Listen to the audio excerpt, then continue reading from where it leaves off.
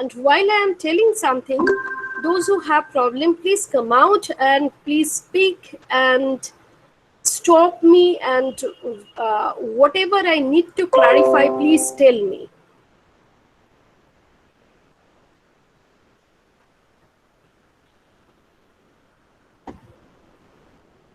Okay, so regression analysis starts with the exact functional form. This exact functional form in the literature is also called the population regression line. All of us are familiar with this kind of equation, which we continuously bring in context of our micro and macro analysis. If we think about the consumption function, savings function, investment function, demand function, supply function, okay, function of rate of interest, So whatever micro or macro variable we consider, if we try to understand, for each and every variable, we talked about this kind of relationship. Sometimes there is inverse relationship between y and x. Sometimes there is proportional relationship between y and x. Sometimes the line is passing through the origin. Sometimes it will have intercept along the vertical axis. Sometimes it will have intercept along the horizontal axis. So we are very, very familiar with this kind of equation. So this equation, when we discuss the theory part, economic theory, we call it a function, linear function. So exact functional form. Now, when we consider the statistics or econometrics, we call it a population regression line. Population regression line. That is what the theory suggests. What will be the exact relationship between y and x? This one. So to us, for the students of economics, these two things are similar. The exact functional form, which we are learning from the economic theory, and when we are coming to the statistics or econometric analysis, we call it the population regression line. However, in case of econometrics or any kind of statistical analysis, we collect the data. We try to frame a sample. You have a lot of idea, about the random sampling and some other techniques as well. So because of many reasons, all the reasons, it is difficult to study the entire population. So what do? We consider a sample. We try to frame a representative sample, and on the basis of the sample, we try to assess whether the theory is right or wrong. We need to revise it. Okay, or it holds for several groups, but it does not hold for other groups. So all this kind of empirical investigation goes on and on. The research continues. Okay, so when on the basis of the observations on y and x, we like to do something, actually what we get, that is nothing but scatter plots, like these red dots, like this kind of red dots. So if I think about this exact relation as if a negative relation, suppose alpha is positive, beta is negative. In that case, this exact functional form or the population regression line will be given by the blue solid line I have plotted between y and x. Y is equal to alpha plus beta x. However, what I'm telling that in reality we go for sample, and therefore we get red scatters. So naturally, when we are getting some scatters, that is, we are bringing uncertainty, we are bringing randomness in our exercise. There will be certain gaps between the dot and the line. Some of the dots will lie on this line, the blue line. Some of the dots are also there, lying on these blue lines. Okay. However, there are remaining dots for which there is a gap between the exact functional form and the point. In case of econometric analysis, we are calling these random errors. We are calling this random error. Why random?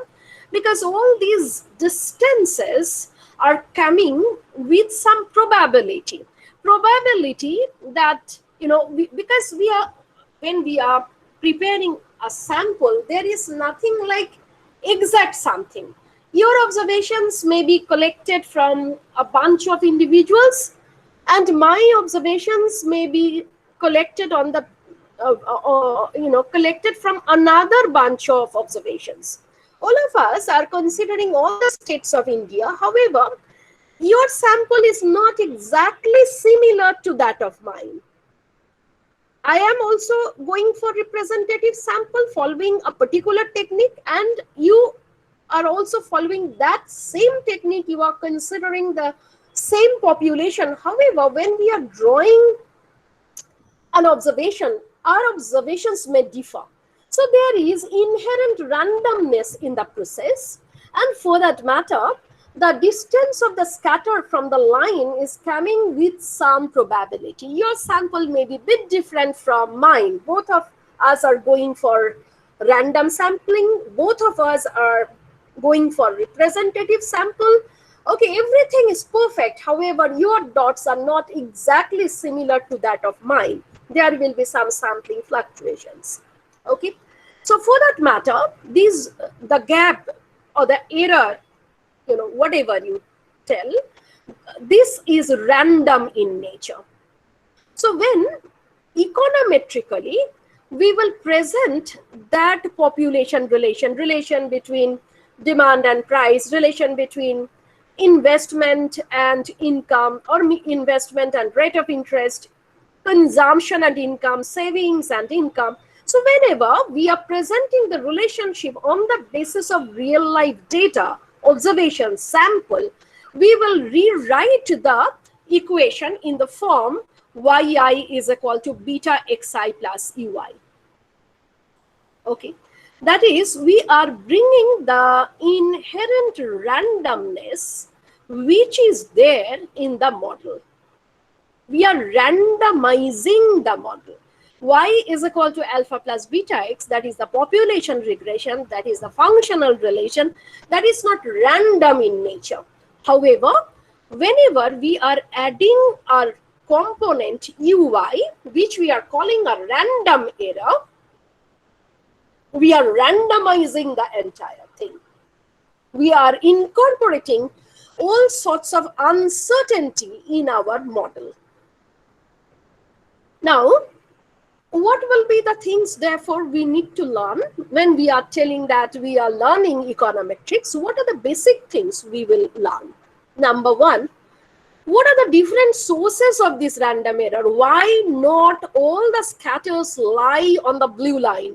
Why the red points are not lying on the blue line? Why they are like this? So what are the different sources of random error? Number one. Number two, do we need any assumptions for model building purpose on this random error?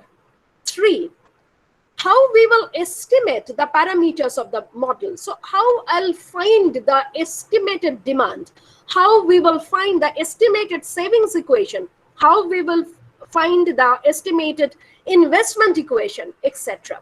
So how I'll actually estimate the parameters alpha and beta and finally reach to a particular y hat.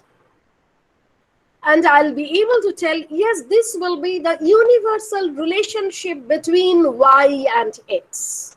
Okay, yes, this curve will be always negatively sloped, or yes, this curve will be positively sloped, or this curve will be first positive, then negative. So all these things are there. So estimation of the parameters are needed to reach at the final conclusion about the y. Properties of the estimators, okay, we are understanding we have to estimate alpha and beta to reach at a particular value of y. Now, what are the properties when we are going for the estimation on the basis of a random model? What are the properties that should be contained in my estimated values of alpha and beta? Otherwise, I'll be not able to accept these values. Next, estimation of variance of ui. Okay, when we discuss the properties of the estimators, we find that under many circumstances, the variance of the error term that is appearing. For example, when we will give the definition of variance of beta hat, we will get this to be equal to sigma square divided by summation xi minus x bar whole square. So variance of the error term appears in the characteristics of the parameters.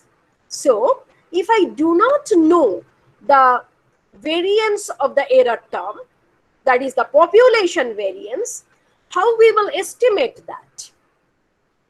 Next, what is meant by total sum of squares and how it becomes explained sum of squares plus residual sum of squares. Now, when we are looking at any regression line, we have variation in yi around its mean in the left-hand side. So when we will consider or focus on the variation of yi using a particular formula, we will get total sum of squares. In the right-hand side, I have explanatory variables, I have error.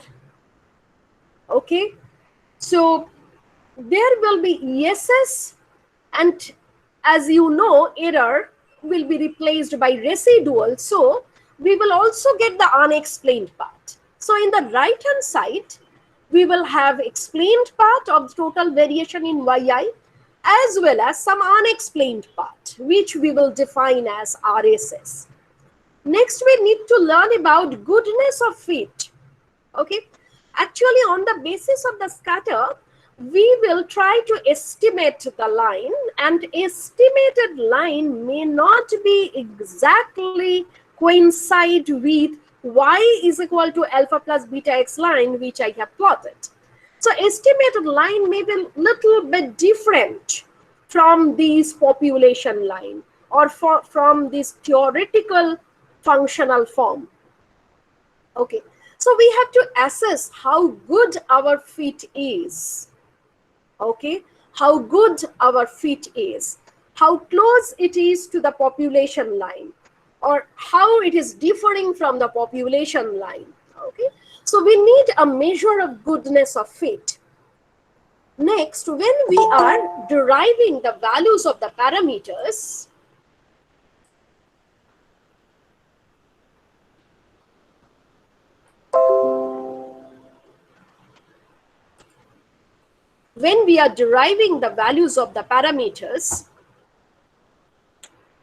under these random atmosphere, it may happen that it's difficult to guess about exact values of the parameters, or difficult to rely on exact values of the parameters. As I told you, both of us are doing random sampling, both of us are selecting representative sample. However, there will be some sampling fluctuations. Your and my observations will be not exactly similar. Okay, so always it is preferred to create a band within which the estimators will lie. So we are not only interested about exact estimated values of alpha hat and beta hat, that is point estimators. We are also interested about the bandwidth or the interval within which this alpha hat and beta hat should lie. Next is, we will like to test several hypotheses, okay, on the basis of our regression line. On the basis of our fitted curve, we will like to test some hypotheses. So whether the relationship which we are getting between y and x, that is statistically significant or not. We are getting, when we are estimating, we are getting some values, alpha hat, beta hat, okay, these are following the required statistical properties like minimum variance property, unbiasedness property, consistency, efficiency. Okay, everything is fine. However, we also need to know really whether X can significantly explain Y or not. Or in other words, the beta hat, alpha hat we are deriving, are these values statistically significant? We are getting some values. These are following some properties. However, whether these relations or whether these parameters are statistically significant or not, that we also need to assess.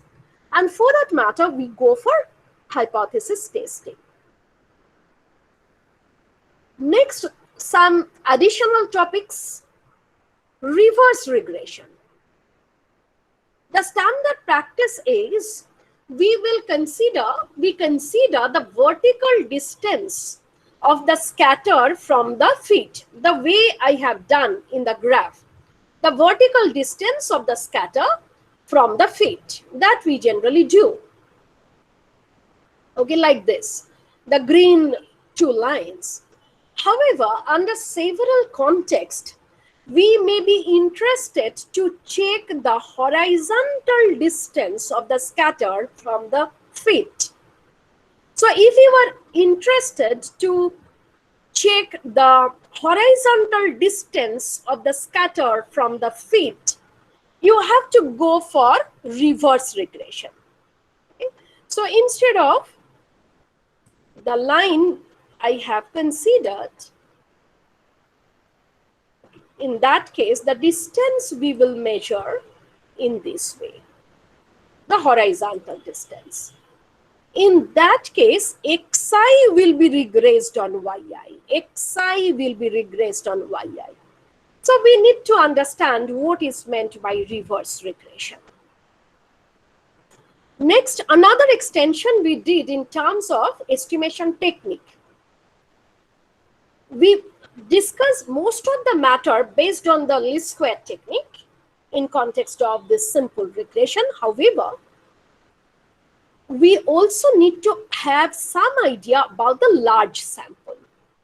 Actually, as long as the sample is finite, we will be able to apply the least square technique. However, if the sample is too large, many a times we prefer the iterative technique like maximum likelihood estimation technique.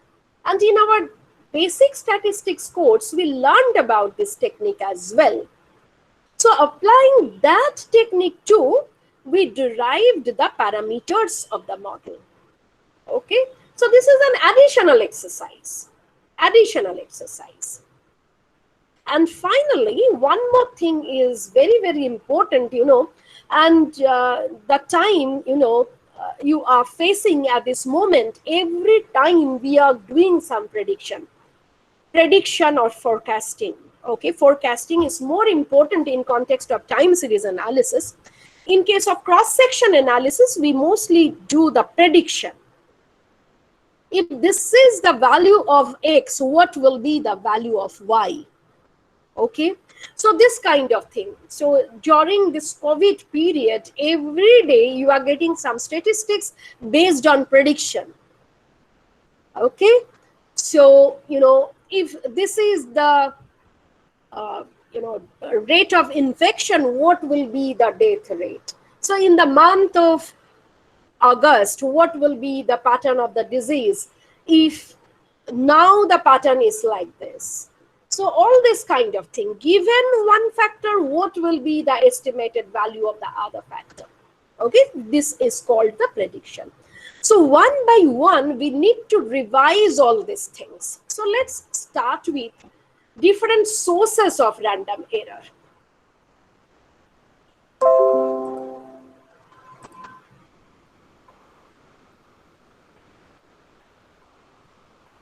Omission of explanatory variables. You learned about multiple regression model, MLRM. However, we always have some limitation. We can incorporate, 15 variables as explanatory variables to explain the variation in yi. Still, you will find that these variables also may explain the variation in yi. So always, we may have some omitted explanatory variables. We didn't discuss, the modeling part based on omitted variables. However, I hope you are understanding, when we are considering a two variable analysis and estimating the demand on the basis of the price, we are missing price of the other commodities, income, taste and preference. Now, when we are bringing all these, then also we are missing geographical location. Bringing this, missing the gender aspect. Bringing this, missing the effect of education. So you will go on and go on, 15, 20 variables you may consider. Still, there may be some explanatory variables which are there. So sometimes what happens when we are doing research, sometimes a bunch of or a few very important explanatory variables, because of the lack of data, because of the lack of information, because of the problem in the theoretical context, we may miss. So these create serious bias in the estimation process. So omission of explanatory variable, is the source of error. We are bringing several xi, rest of the xi, which can explain yi, that we are keeping in the error component. So one of the sources is omitted explanatory variables. Second, aggregation of few variables in a single variable.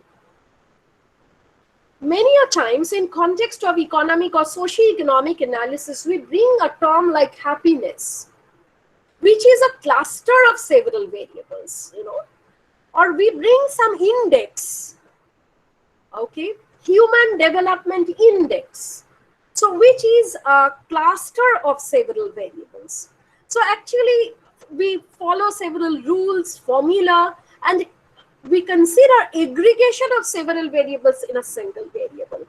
So what may happen when we are creating these? There may be some problem in framing the index, we may miss something, or when we are bringing that kind of aspect, any index or a concept like happiness, we may miss some of the dimensions which should be there, So all these things are, since not there in our explanatory part, all these components are creating the error.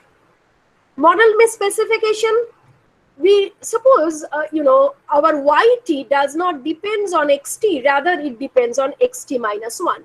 So think about the cobweb model. We consider in the supply equation, supply depends on the price where there is a lag of 1 period. So already in the theory we did this thing. However, suppose, we are framing a supply equation where really, in the true model, supply responses price by 2 period lag. However, we are not incorporating that issue. We are considering the instantaneous adjustment, or we are framing a cobweb type of model where we need to consider a period of 2 periods lag. So all these problems may be there, and because of this kind of functional misspecification, there may be error. Because xt minus 2 should explicitly come as explanatory variable. Since we are not bringing it, its impact, its severe impact, important impact will be captured in the error term. So error is the source.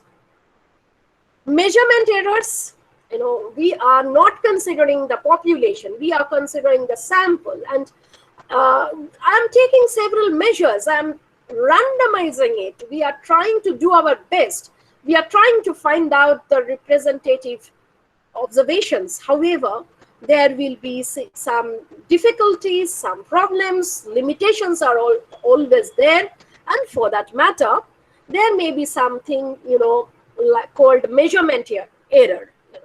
In context of sample, it may appear when we are fixing the unit of measurement, there may be some problem.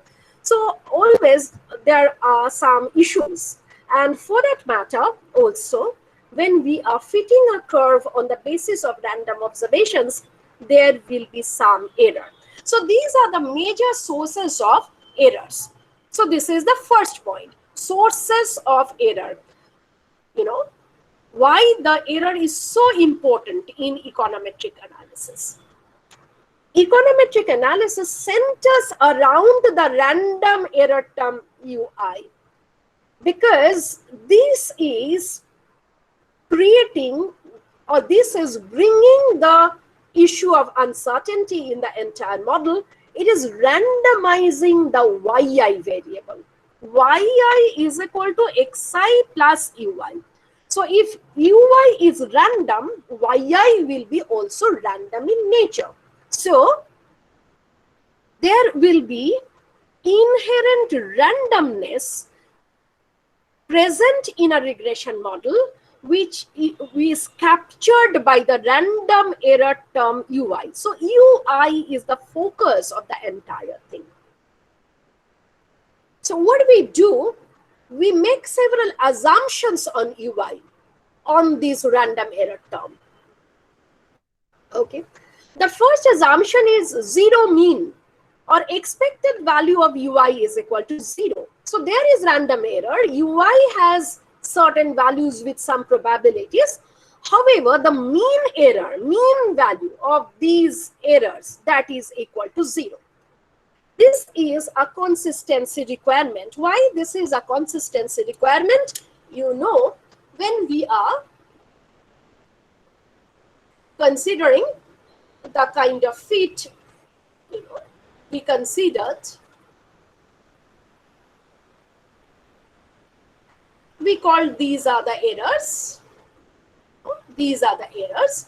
Now there are positive discrepancies, negative discrepancies. If the scatters are random, in that case, sum of the positive discrepancies will be exactly equal to sum of the negative discrepancies. So on an average, expectation of ui will be equal to 0. Okay.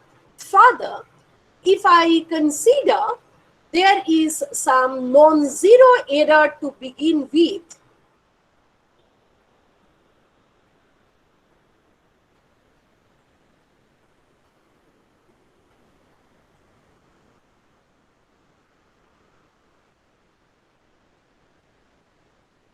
if I consider xi to be non-stochastic, it will be like this.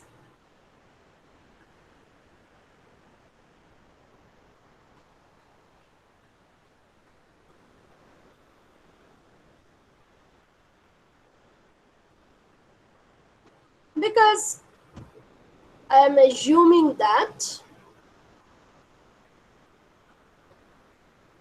which is non-zero element. So this can be adjusted with the intercept term. Okay. So there is no need to consider there should be some expected value of the error to begin with.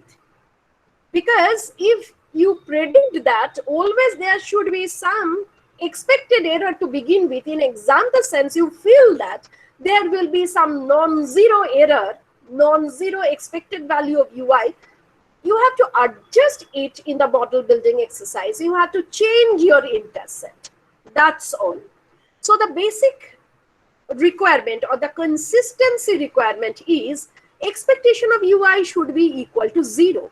To begin with, we will not assume that there will be some mean error in my model. If I know there will be some mean error, we have to adjust it with the intercept term. So expectation of ui is equal to 0 is not a stringent assumption, not a very uncommon thing, So it is a consistency requirement of the model. Both the positive and the negative discrepancies will match with each other, will adjust each other, and at the end of the day, expected value of ui will be equal to 0. The second assumption is variance of, when we discuss the properties, assumptions, etc. First we talk about the central tendency, then we talk about the variance, etc., dispersion. We say something about the dispersion. So in the next step, we are bringing variance of ui. You know the formula, expectation of ui minus expectation of ui whole square. Now expectation of ui is equal to 0, so expectation of ui square. This we are assuming a constant across the groups, If I consider my sample and run the regression, we are considering that the variability across the group, the nature of the variability across the groups, that is similar. I gave you an example of, the relationship between consumption and income. Consumption and income. So we know that in reality, for different countries, different groups, different income levels, the MPC will vary. The nature of the MPC, that will vary across the group. However, in a classical framework, to begin with, we are assuming that it does not vary across the groups. So we can consider very high income level countries, very low income level countries, okay. Variance of UI that we are assuming to be constant. This is known as homoscedasticity or homogeneous variance assumption. Now, if I plot it graphically, so what we have a line, and around the line we have the scatter plot. Okay, so actually the scatter plots are moving around the line. Okay, it is moving around the line. The scatter plots are moving around the line.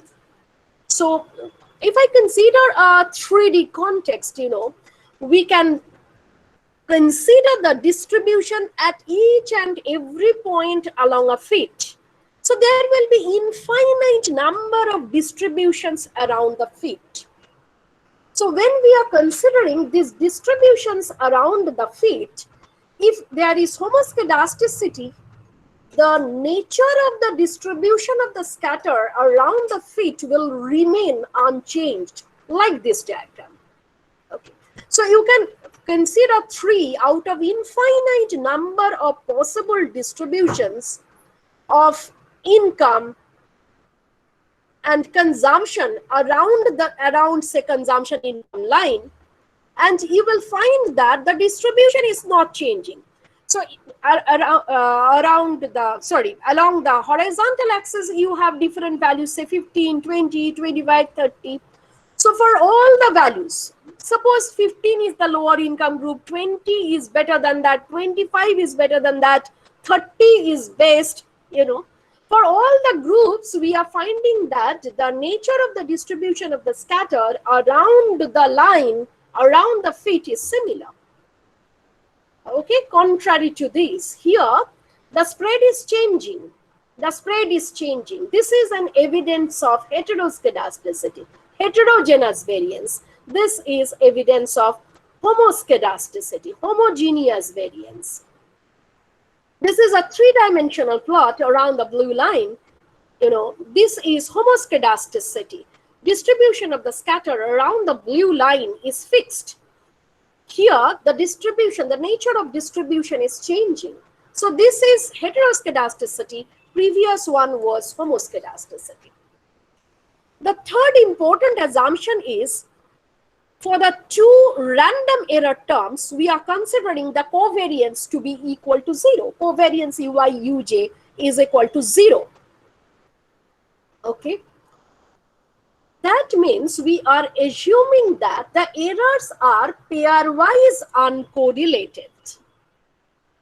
We are considering the data from developed countries, underdeveloped countries, for income consumption relationship. Okay. However, for these 2 different groups, ith group and jth group, there is no correlation between the 2 random error terms.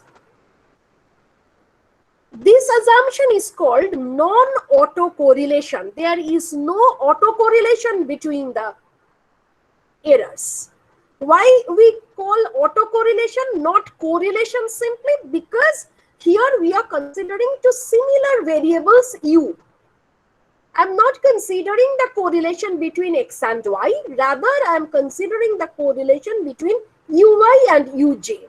Therefore, the name has slightly changed from correlation to autocorrelation, and here we are assuming this is equal to 0. There is no autocorrelation between the errors.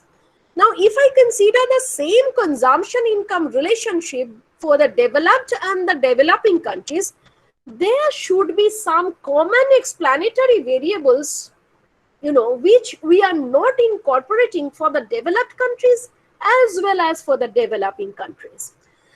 The presence of common explanatory variables in the random error term actually creates autocorrelation. Here we are assuming that no common explanatory variables will be there.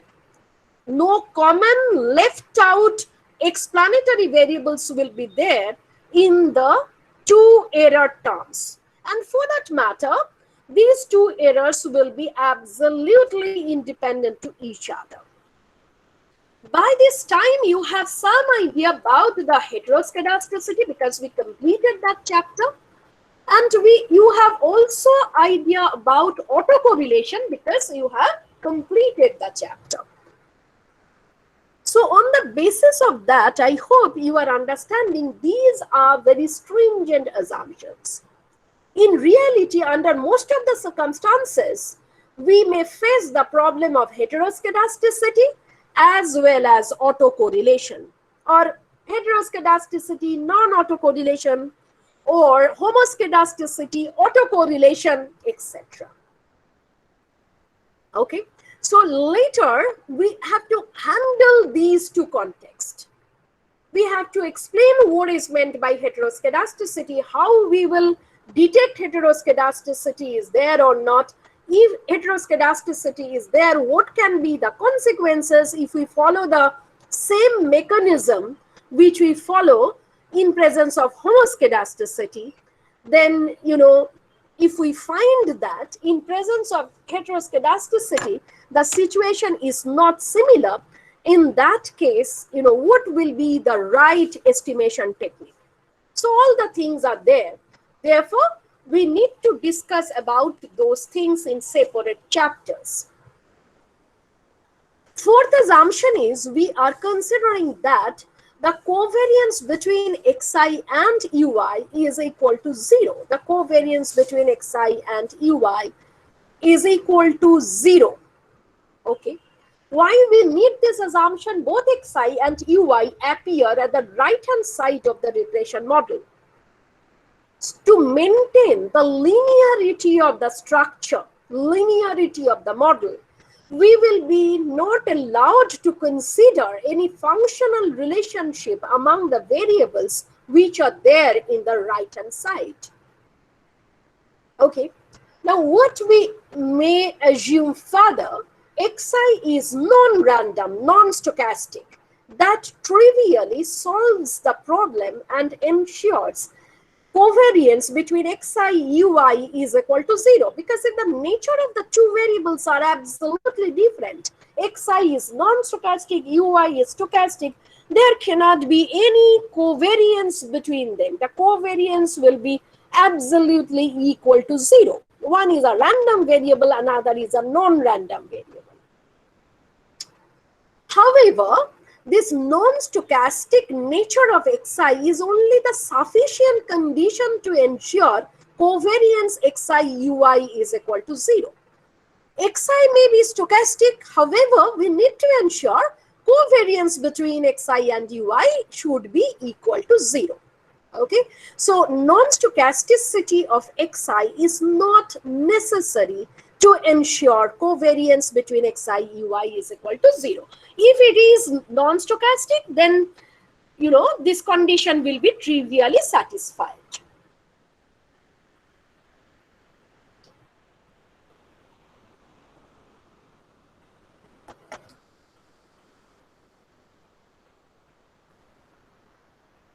Final assumption regarding the error term is the normality assumption. We assume that errors are normally distributed around the fit. Errors are normally distributed around the fit. Okay. And normal distribution, you understand, normally distributed with mean 0, because we considered expectation of ui to be equal to 0 and variance sigma squared. So ui is normally distributed around the fit with expectation of ui is equal to 0 and variance of ui is equal to a constant sigma square. Now, this fifth assumption is required only for the interval estimation and the hypothesis testing part. For the basic estimation using the least square technique, we do not need any distributional aspect. The distribution of the error term or the knowledge about the distribution of the error term or assumption regarding the distribution of the error term is not needed while we are doing the estimation using the least square technique.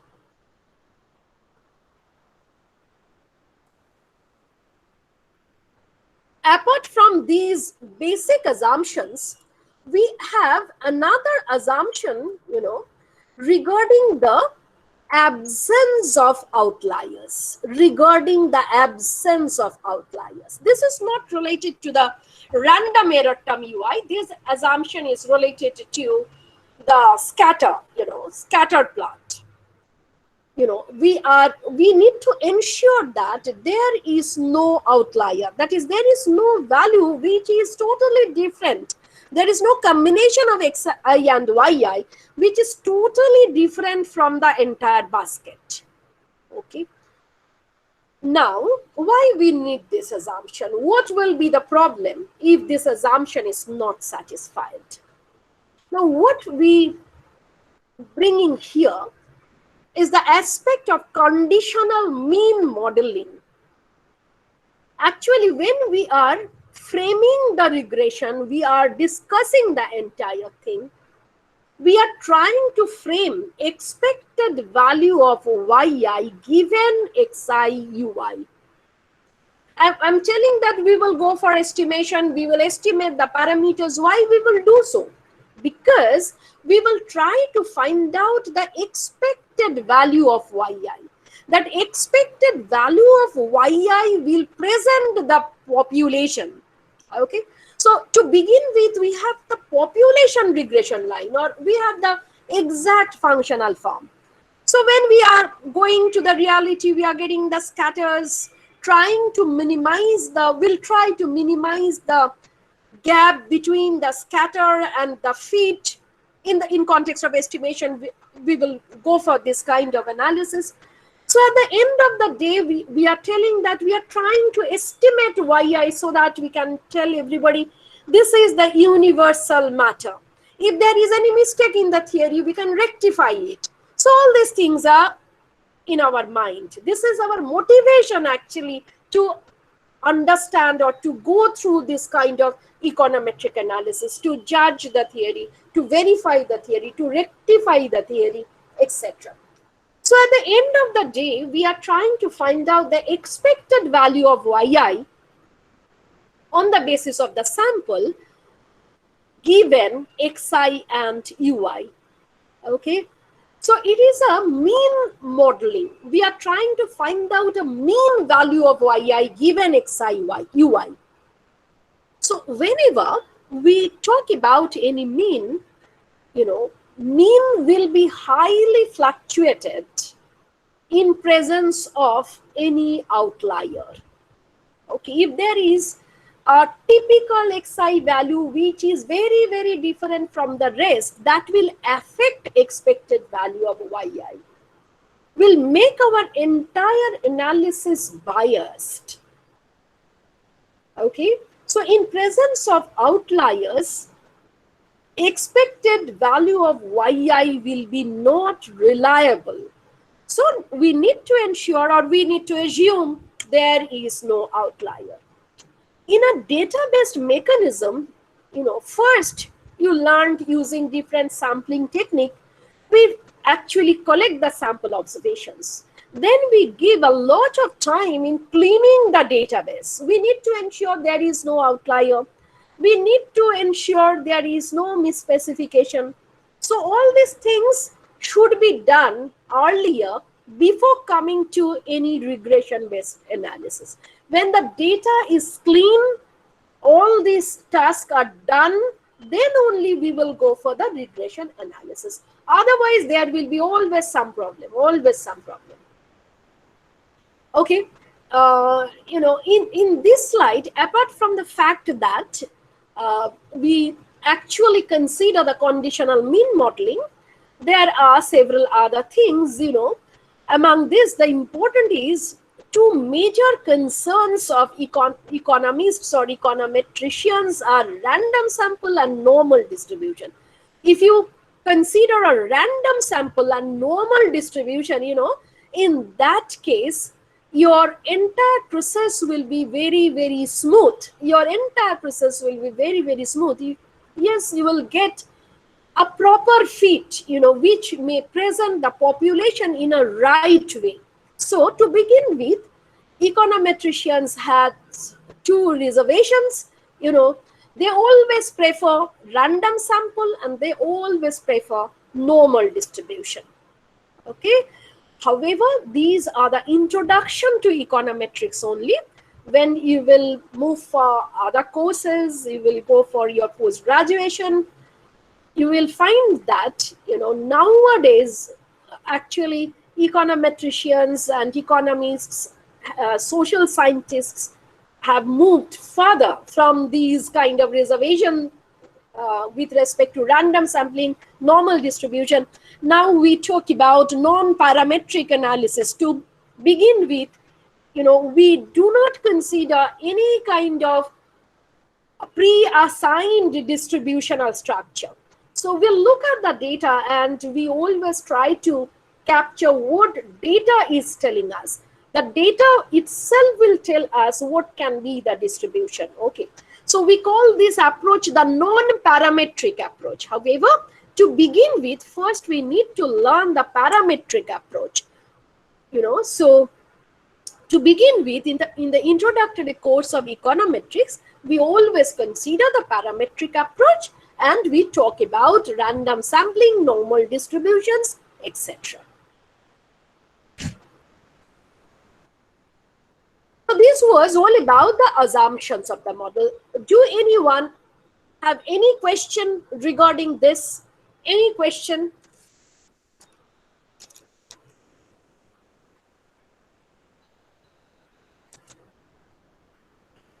Next, we move towards estimation.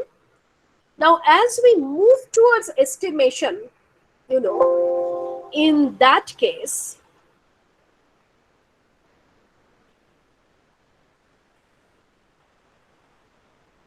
now when we move towards estimation,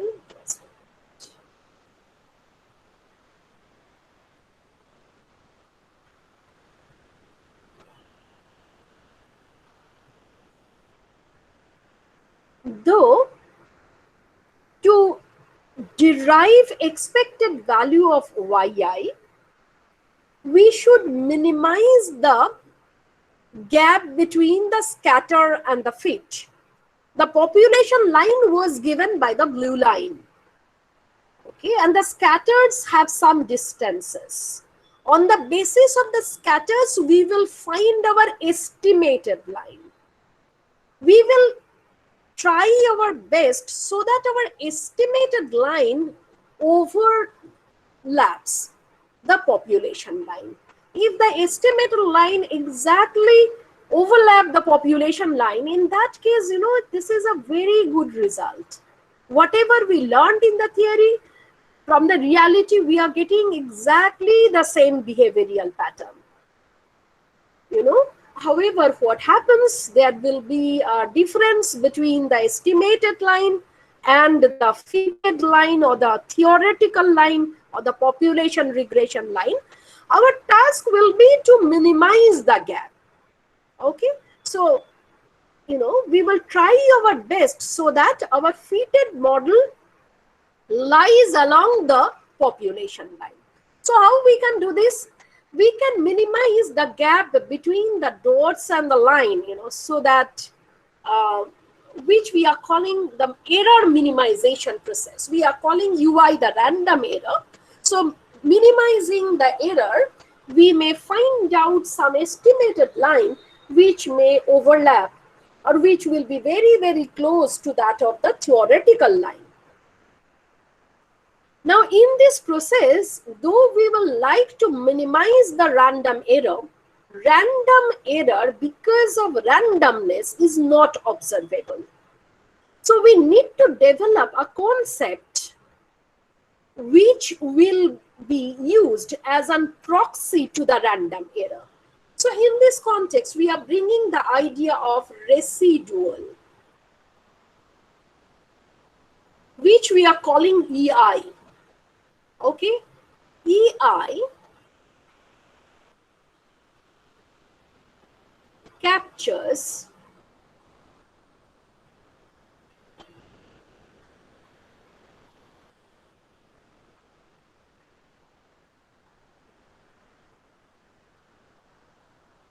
EY. However,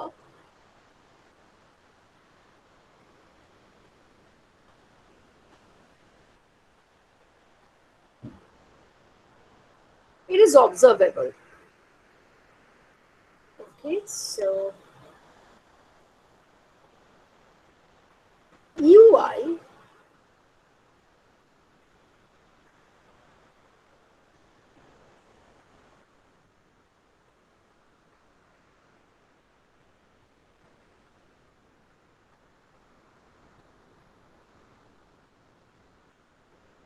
this is the difference. This is the difference. Ma'am, Just a minute.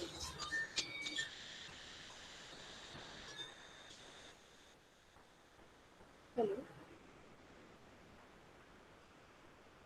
Yes.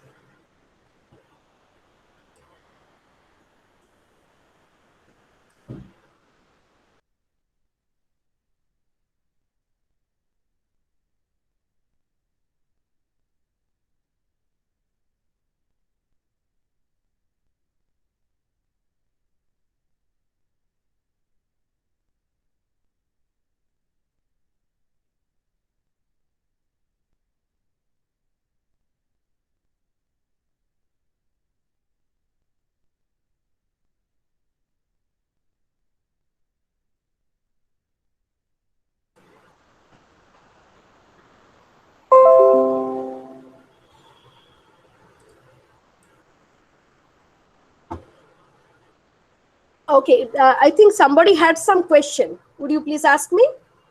হ্যাঁ ma'am, বলছি যে observable বলতে কি আমরা বুঝি যে directly measure করতে পারছি? হ্যাঁ, মানে তুমি এটাকে তো দেখতে পাবে না। ইউআইটা দেখো, এটাই বলছি আমি এখন। UI is equal to alpha minus beta xi. As long as you do not know the values of alpha and beta, এটাকে তো তুমি রিয়ালাইজ করতে পারবে না what can be the value, তাই না? হ্যাঁ। UI is based on alpha and beta. YI R XI কিন্তু তুমি রিয়ালিটি থেকে দেখছো, তোমার তো ডেটা গুলো আছে, তোমরা এক্সেলে করেছো। So you will get the data on YI, you will collect the data on XI, so data গুলো আছে। What you do not know, that is the values of alpha and beta. And for that matter, how we will minimize UI if you cannot observe it, okay, or realize it. UI cannot be realized since it is based on the unknown population parameters alpha and beta. So we try to develop, or we develop a concept called residual. It is also following the same thing. Explanatory variables are there in the model and some of the explanatory variables are not there, and we are capturing the effect of those variables in the residual part. Residual, there is variation in yi, some part of the variation will be explained by xi, there will be some part of the variation which cannot be explained by the given set of xi, so that the part which is unexplained, that is how the part of the variation in yi which is unexplained will be called residual. So it will be a similar kind of context. The only difference is EI is based on alpha hat and beta hat, whereas UI is based on alpha and beta. And for that matter, UI is not observable, not realized, whereas EI, that is the residual, is observable as well as realized. তুমি তো একটা EI এর, ধরো তুমি যখন এক্সেলটা করছো, তুমি EI এর দেখো একটা ভ্যালু পেয়ে যাও, yi মাইনাস yi হ্যাট করে তোমাকে এস্টিমেট করে সফটওয়্যার রেসিডুয়াল এর একটা ভ্যালু দিয়ে দেয়। কেন রেসিডুয়ালের ভ্যালু দিতে পারে? Because alpha hat and beta hat have been estimated. তো ও যেটা করছে, ওয়াই এর ভ্যালুটা আছে minus alpha hat minus beta hat X I এর ভ্যালুটা আছে, করে ইআইটা ক্যালকুলেট করে দিয়ে দিতে পারে রেসিডুয়ালটা। ইউআই কি পেতে পারবে? না, পারবে না। কেন কি? আলফা এন্ড বিটা এরা তো unknown কোএফিসিয়েন্টস। This is the difference between UI and EI. EI is can be calculated. তাই তুমি একটা সিরিজ অফ EI কে দেখতে পাও, আর UI cannot be estimated, calculated. Therefore এটা unobservable, দেখতে পাওয়া যায় না। Is it clear now? yes ma'am. Okay, so we frame this concept of EI. So instead of minimizing UI, which is not observable, we will minimize EI. We are not interested about the direction of EI, whether the residual is positive, that is, whether we are considering the positive discrepancy or the negative discrepancy. We are not interested about that. So for that matter, we will consider EI square, which is free of signs, positive, negative signs. Okay, so EI square we will consider, and we will like to minimize the entire error possibilities with respect to all observations. So, we will not minimize E1 square, then we will not minimize E2 square, then we will not minimize En square. Rather, we will minimize this thing together. So we consider summation I is equal to 1 to n EI square. So this is called residual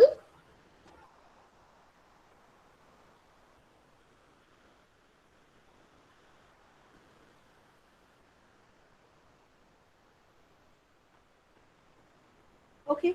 So what we will do, we will consider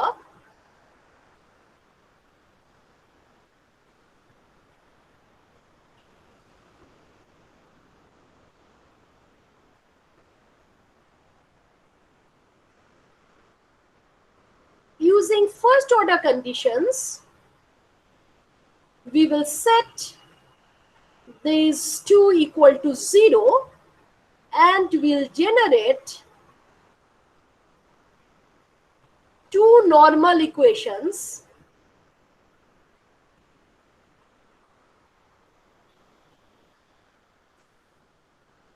okay. This is called the first normal equation, this is called the second normal equations. Solving these two,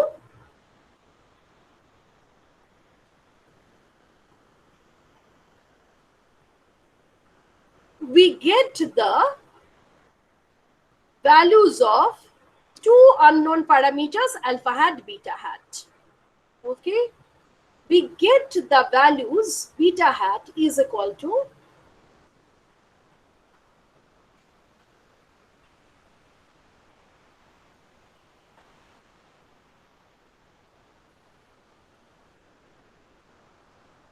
whereas alpha hat is equal to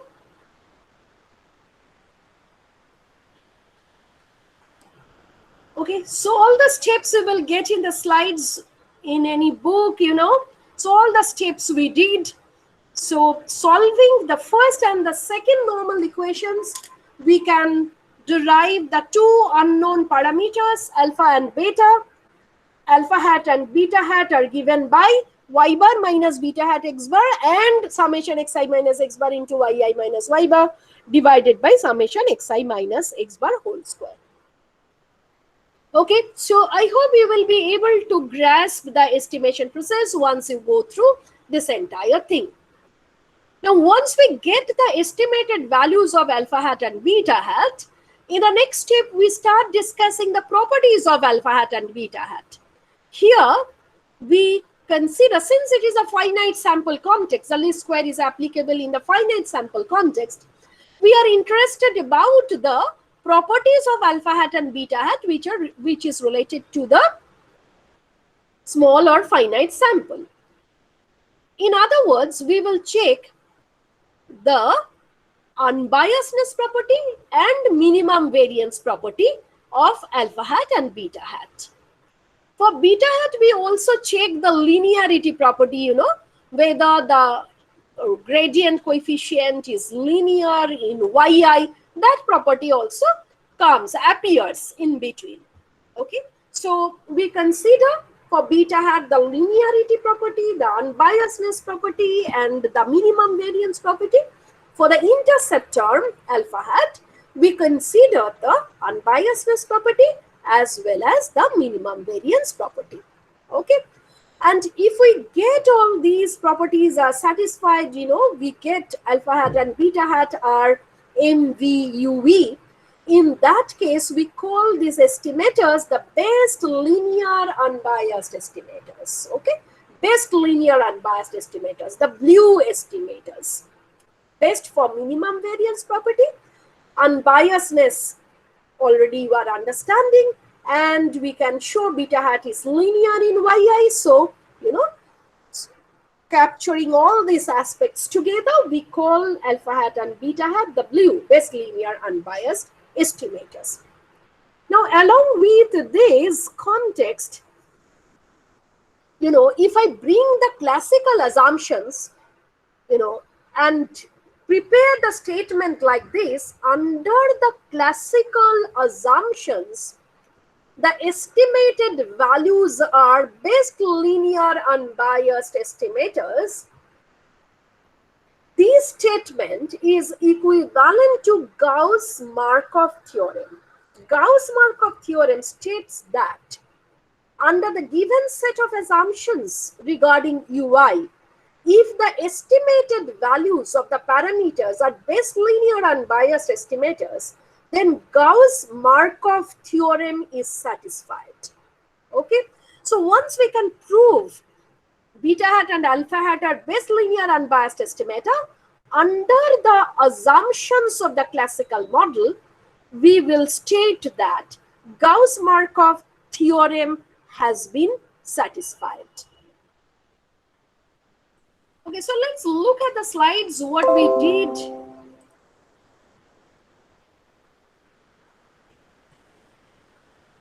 Okay, this slide will give you the idea about the residual. What does residual mean?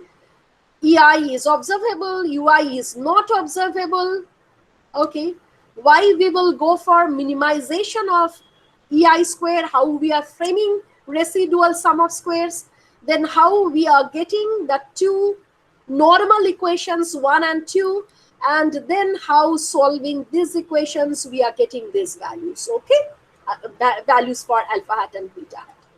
Then we are moving towards the properties. Beta hat is linear in yi.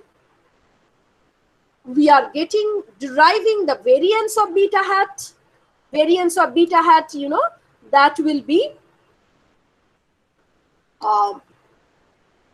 this one, sigma u squared divided by summation xi minus x bar whole square. This can be also written as sigma u squared divided by variance of xi.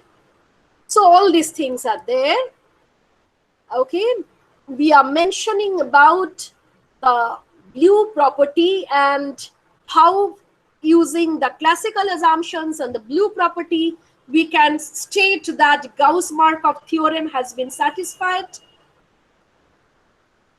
We extended our analysis, proving that among the set of unbiased estimators of beta hat OLS is giving the minimum variance. Actually, when we discuss the properties and find out the properties, we need to remember that unbiasedness is not a unique property.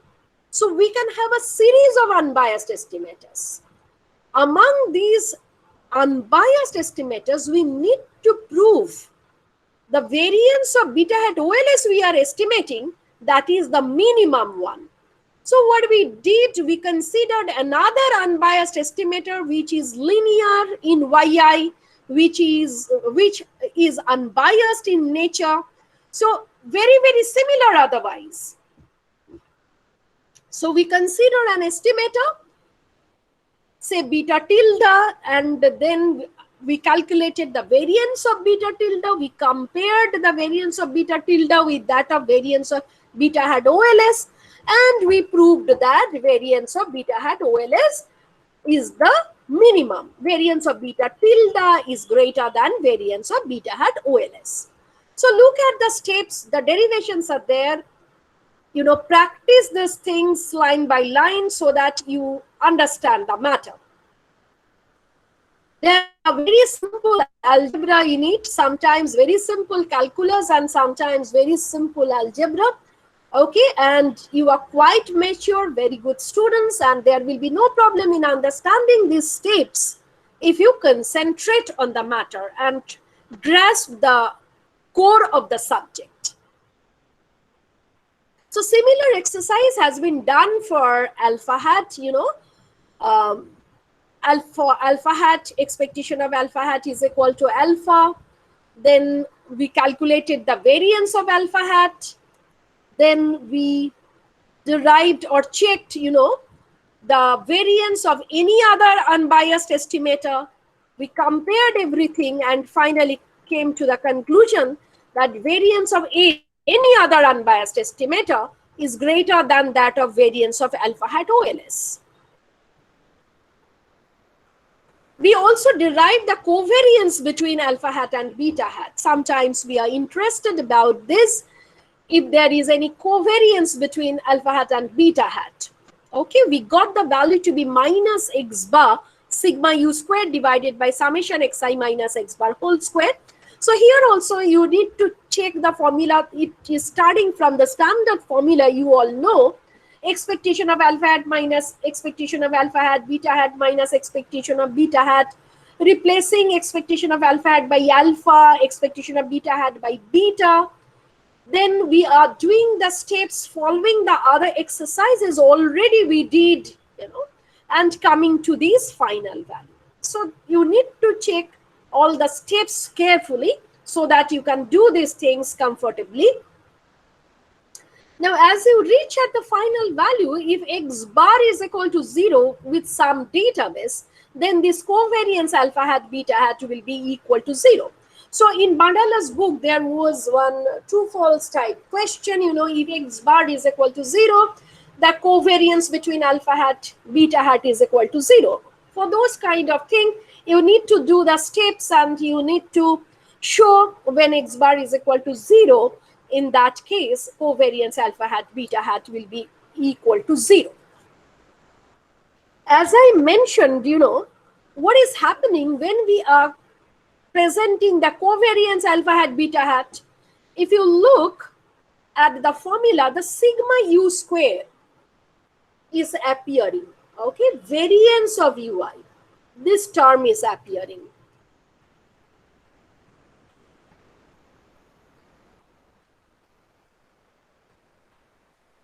Variance of alpha hat, sigma u square is appearing.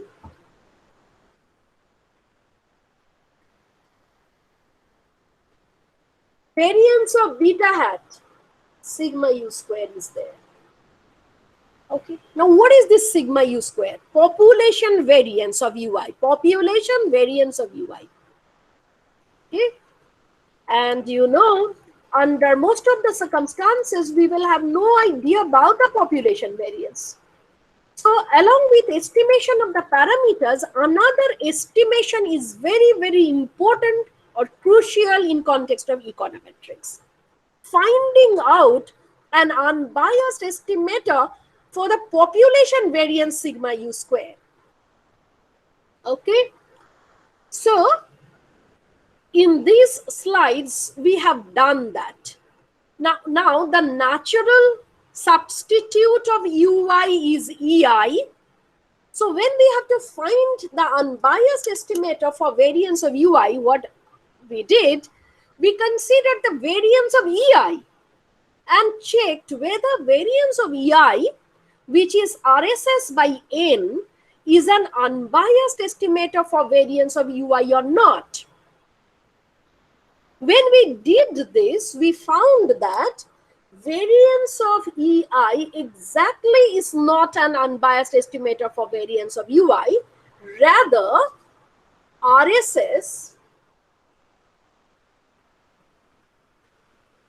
by degrees of freedom, that is RSS by n minus 2 here, appears as the unbiased estimator of sigma u square. Okay, we will start with this RSS by n, and we consider all these steps. Okay, first we explicitly write RSS using equation number 1. Then we consider 3 parts are there in equation number 1.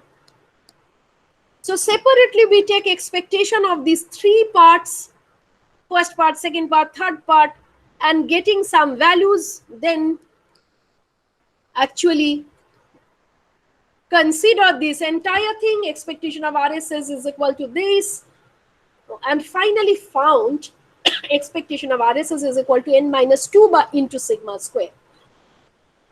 Okay, so for the sigma square, the unbiased estimator will be RSS by n minus 2 or RSS by degrees of freedom.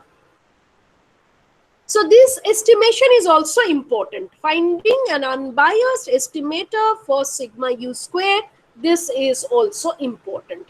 We call this SU square, in terms of sample, generally we use S term. So SU square is equal to RSS by n minus 2. That will be the estimated value. Now, any question up to this?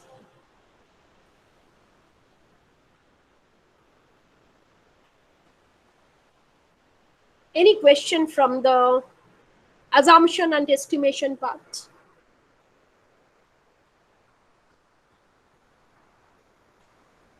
Shomduti, Oishorjo?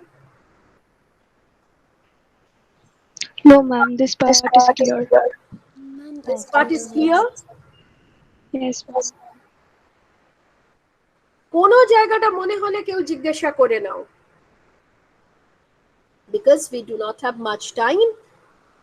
Okay, now you have to prepare the thing. So if you have any doubt anywhere, please ask me. না ma'am এখানটা ঠিক আছে। কে বলছো? শুনতে পাচ্ছি। হ্যাঁ, সুকন্যা কি বলছো বলো। ম্যাম এখানটা ঠিক আছে, এটা বুঝতে পেরেছি। Okay.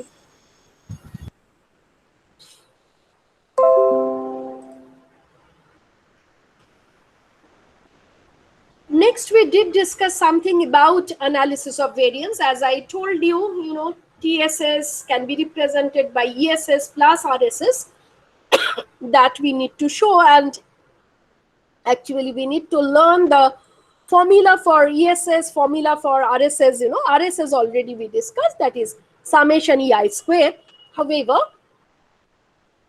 we need to split the total variation in 2 parts. The variation which is the explained part, which is coming from the xi component, and the residual thing. Okay, so actually we start with summation EI square, which is summation yi minus yi hat square. I hope everybody can remember what is yi hat, that is alpha hat plus beta hat xi. We represented EI as yi minus alpha hat minus beta hat xi. Actually, yi hat is alpha hat plus beta hat xi. So EI can be presented in this format, yi minus yi hat.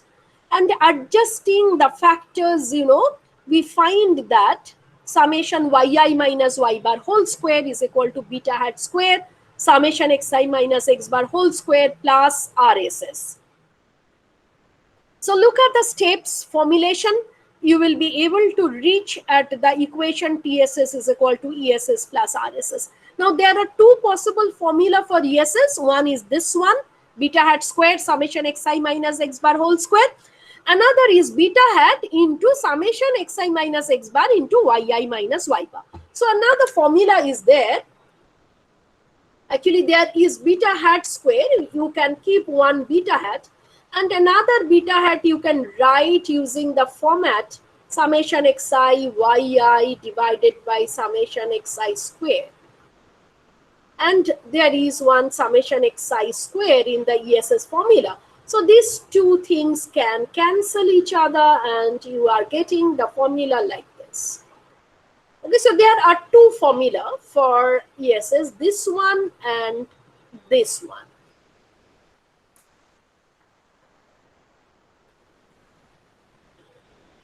Okay, so this is all about this part.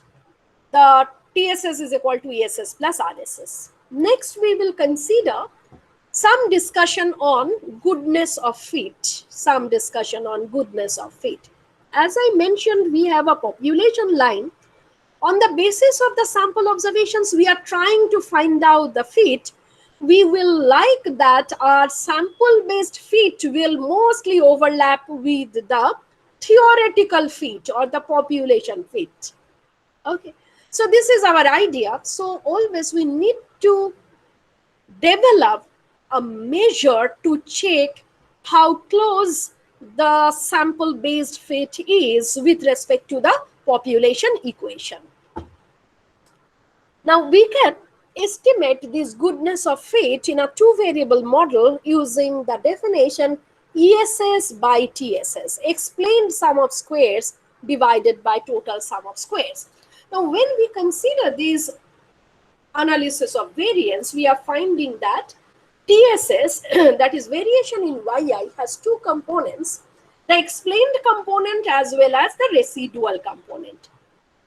As the explained component is greater and greater and RSS is lesser and lesser, you will have the better fit.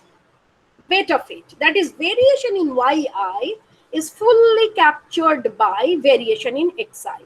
Variation in yi, if it is fully captured by variation in xi, that is, if ESS moves towards TSS and RSS moves towards 0, that will be the best position. Okay, so if ESS moves towards TSS and RSS thereby moves towards 0, we will consider this as the best fit. Okay, so natural estimator of goodness of fit therefore can be presented by this ratio ESS by TSS. Okay, so this can be used as the measure of goodness of fit. Now this ESS by TSS we equate with the multiple correlation.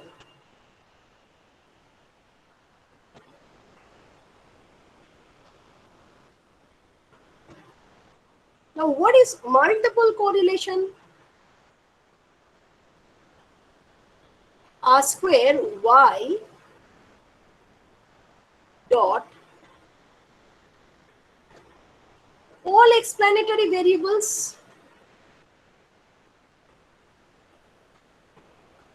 That means how the entire set of explanatory variables is explaining y. How the entire set of explanatory variables together are explaining why.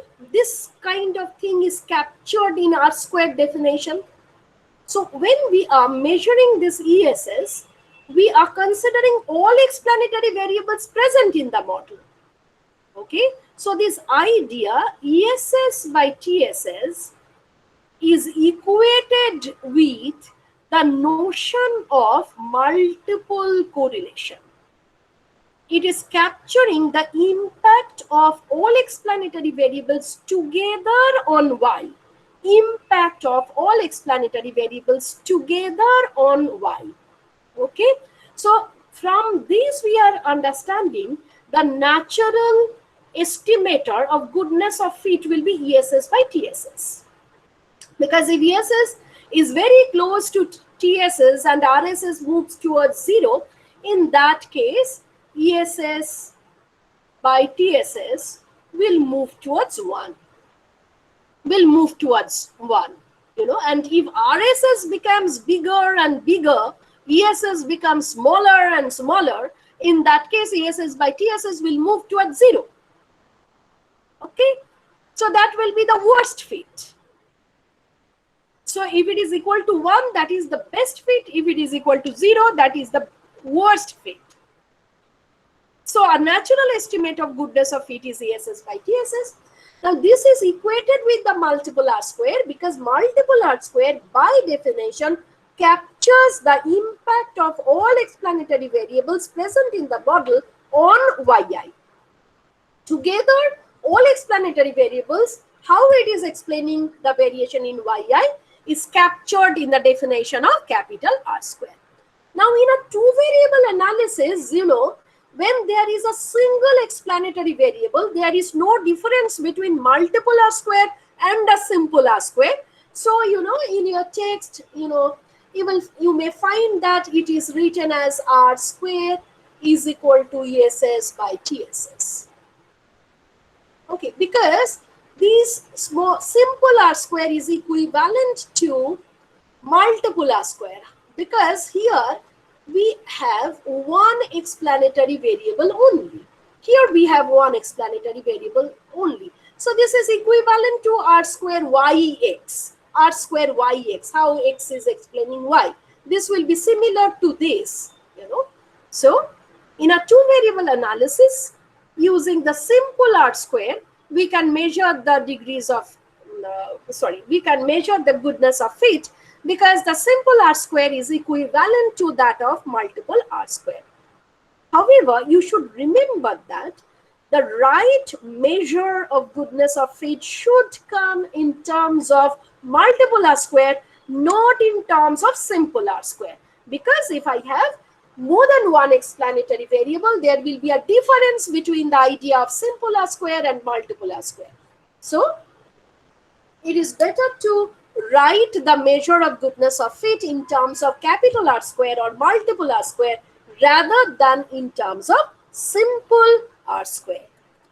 So in this context, actually, I told you or I gave you a note on simple R square, partial R square and multiple R square, and then we again discuss this matter in context of MLRM, multiple linear regression model.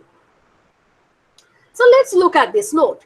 There are three types of correlations which we get in case of econometric analysis.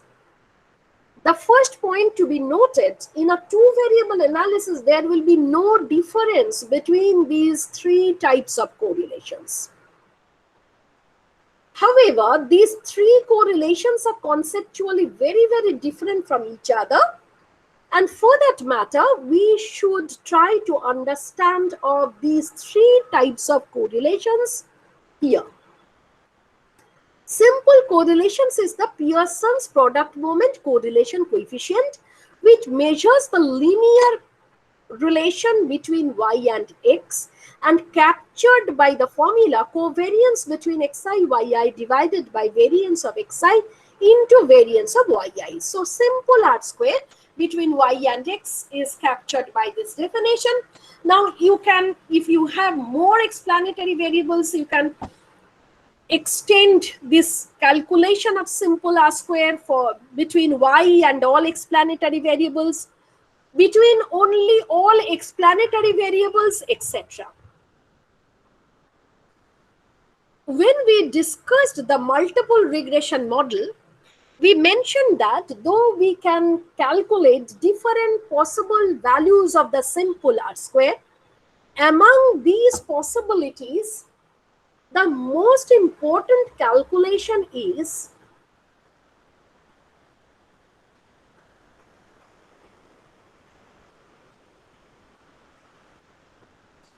this one, because if this R square is pretty high, that indicates the presence of multicollinearity.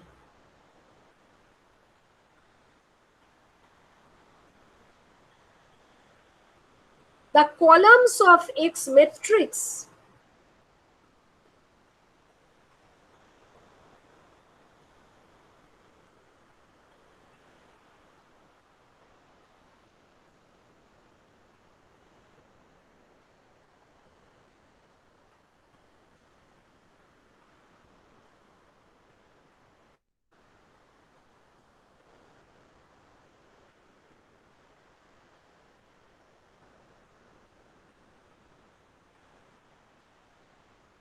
will be linearly related to each other in that case.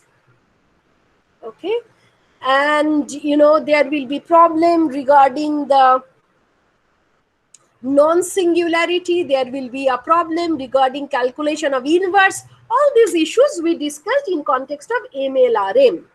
So in this context, remember that simple R square is defined in this format. It can be calculated between y and all explanatory variables, y and few explanatory variables.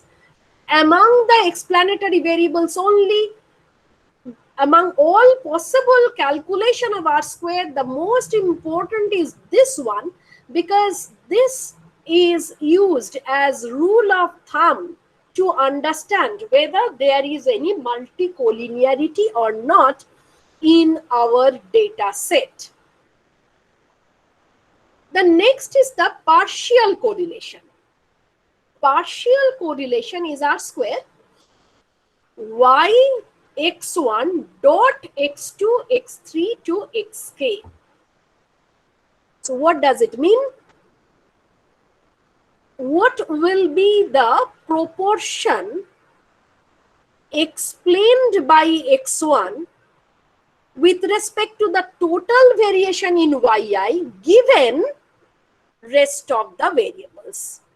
In literature of econometrics, we call it controlling for all other explanatory variables, how good x1 is explaining y. Controlling for means, given the fact that all of you are students of 4th semester, all of you students of UG Economics, all of you are doing the online classes, all of you are coming from similar socioeconomic background. We are controlling all these differences. We are considering given that, given that, given that, given that, what will be the difference in demand because of the fact that one is a boy and another is a girl. So what is the impact of gender on demand, given that all of them of same age, all of them belong to the same educational qualification, all of them are coming from same socio-economic background? Okay, so price of the commodity is also controlled given the fact that the price for all the students are same. So controlling for all these factors, what will be the difference in demand because of one is male and another is female? Okay, so this kind of thing. Or gender also we are bringing in x2 x3 to xk. Suppose x1 is number of siblings. Okay, what is the impact of number of siblings on the demand for a particular commodity? So this kind of thing, this is meant by, or this is the notion of partial correlations. Given rest of the explanatory variables, what new proportion of variation in yi will be explained by a particular explanatory variable? So how a single explanatory variable is explaining the variation in yi given rest of the explanatory variables? This is the idea. Okay. Now, when we write a multiple regression model,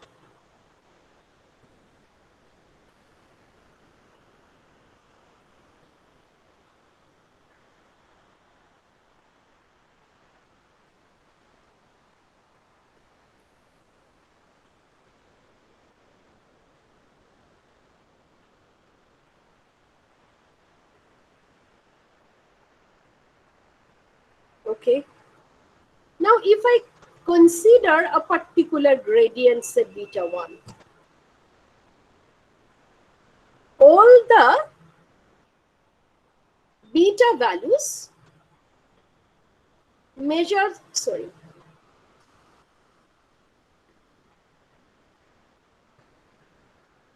all the beta values, measures the gradient, all the beta values, measures the gradient, you know.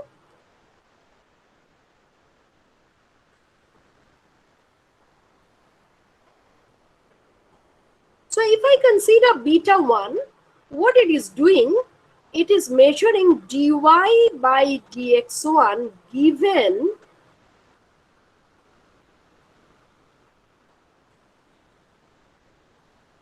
x2 to xk. Dy by dx1 given x2 to xk. So gradients are conditional gradients. Given that x2 to xk are given, what will be the impact on y if x1 changes by 1 unit? Beta 1 measures that one. Okay, so this idea is very, very similar to the idea of partial correlation. For beta 2, it will be dy by dx2 given x1, then x3 to xk. So all the betas or all the gradients are capturing the change in y due to change in x by 1 unit given rest of the x. So this notion is very, very similar to that of the idea of partial correlation. Therefore, I mentioned that the idea of partial correlation is related to each of the regression coefficients. Ry x1 dot x2 x3 to xk is related to beta 1. R square y x2 dot x1 x3 to xk is related to beta 2. Then if I consider r square y x3 dot x1 x2 then x4 to xk, that will be related to beta 3. So in this way, the partial correlations are very much related with the gradient terms. Finally, the notion of multiple correlation R square, which we just explained, it is y given all the explanatory variables. So when all the explanatory variables are there together simultaneously, here we are not taking the individual explanatory power of x1 or individual explanatory power of x3 given the rest. Rather, we are considering the entire basket, how good all together can explain y. How good all together can explain y. Therefore, you know, r square y dot x1 to x1 x2 to x3 is presented as ESS by TSS. How good together all of them can explain the variation in yi, which is equivalent to what proportion of TSS will be explained by the entire set of explanatory variables. Okay, so therefore it is defined as ESS by TSS. Now, in context of multiple regression model, I added one more point with respect to this. You know, especially when I discuss the question answer part. I mentioned that for some regression, it may happen that multiple R square or capital R square is very high.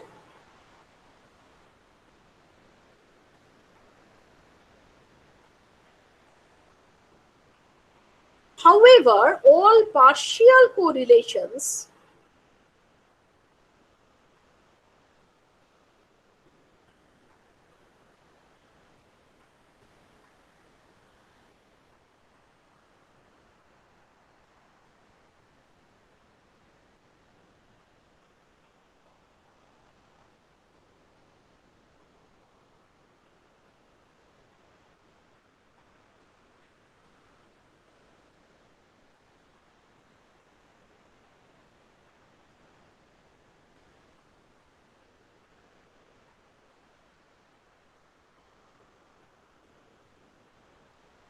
all these values are very low.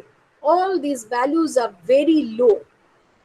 So all partial correlations are very low. All the beta coefficients are very insignificant. However, multiple R square is very high.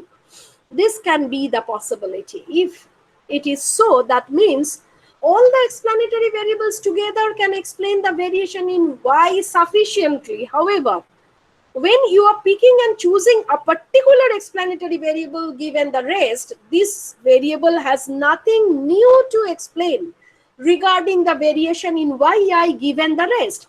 That is, x1 has nothing new to explain given x2, x3 to xk. That is, what x1 can explain, that is already captured in x2 to xk. If this is the context, this is also the evidence of multicollinearity. This indicates that x1 and x1, x2 up to xk are linearly related to each other. So given x2 to xk, x1 has nothing new to explain regarding the variation in yi. Or given x1 and x3 to xk, x2 has nothing new to explain regarding the variation in yi. So if this is the context, we call it the problem of multicollinearity. Multiple R square is very high because, when together the variables are there, we are not understanding which one is explaining the variation in yi. Together they are there. So if together the variables are there, they can explain the variation in yi. However, individually, when we are picking and choosing one and considering the correlation between y and that variable given the rest, all of them are becoming very, very low. So if this is the case, we call it the problem of multicollinearity. Okay. So more or less this you need, this information you need for R square. Apart from this, you also need the development of our adjusted R square, which we discussed in context of MLRM. R square is equal to ESS by TSS. So as long as we are talking about the two variable analysis, this is a very good measure of goodness of fit. However, if I consider the MLRM context when there are more than one explanatory variables, now if I consider the measure of goodness of fit should be ESS by TSS, as we incorporate one more explanatory variable, ESS will always improve, TSS remaining constant. And for that matter, you will find that go on and on, increase your explanatory variable continuously. However, we are missing the aspect that as we incorporate one more explanatory variable here, we are bringing one more parameter in the model which we need to estimate, and thereby we are losing the degrees of freedom n minus k. N remaining constant if k, that is the number of parameters to be estimated, that continuously increases, that will result in insufficient degrees of freedom. So this aspect is also there. Therefore, we need to develop some measure of goodness of fit which will be able to capture both the essence, that is, as we incorporate more explanatory variables in the model, the goodness of fit will improve, and at the same time, as we are incorporating more explanatory variables in the model, the degrees of freedom is reducing. So actually we need to have a trade-off and finally find out what will be the optimum values of the number of variables to be considered in a model. So to do these, we discussed the definition of adjusted R square. You will find that for adjusted R square, we deflate both ESS and TSS by their respective degrees of freedom. Okay. And in context of problem discussion, I mentioned that if the T statistic associated with beta, if modulus T associated with a regression coefficient is less than 1, in that case, dropping the particular variable, we will be able to improve our bar square. However, if the mod T value is greater than 1, in that case, retaining the variable in the regression model, we will be able to improve R bar square. So that context was also there, So R bar square actually helps us to make a final trade-off between the loss in degrees of freedom and gain in ESS, and we finally suggest which variables to retain in the model and which variables to drop. Okay, so this is all about roughly regarding the correlation discussion. Anyone, any question? Ma'am, Yes. যদি degrees of freedom কমে যায়, then what will be the problems? If the degrees of freedom is reduced, the representativeness of the estimated model in terms of the population equation, that is questioned. We need to maintain sufficient degrees of freedom. This actually is the property of the regression model. Without sufficient degrees of freedom, the real reliability of your sample-based model will be questioned. It will be not able to represent the population regression. Okay? Ma'am, if the ma'am, why does this happen? Like, if the degrees of freedom is reduced, then why is the reliability questioned? Okay, so it starts from the the numerical things. You got the X matrix, the entire X matrix. In case of multiple linear regression model, we presented this kind of matrix, and we mentioned that it should have full column rank. Can you remember that? That means Yes, all the columns should be independent to each other. Now, the basic definition of the rank condition is minimum of row, comma, column. Okay. Now, if it is the necessary requirement that the matrix should have the full column rank, in that case, n should be strictly greater than k. Otherwise, the number of rows may be equal to k, number of rows may be less than k. In that case, you should not have the full column rank. Rather, the rank will come in terms of rows. Okay, ma'am. Understood. Yes, This is the technical problem. Okay. Anyone else? Any other question from any angle? Very simple question, very tough question, everything.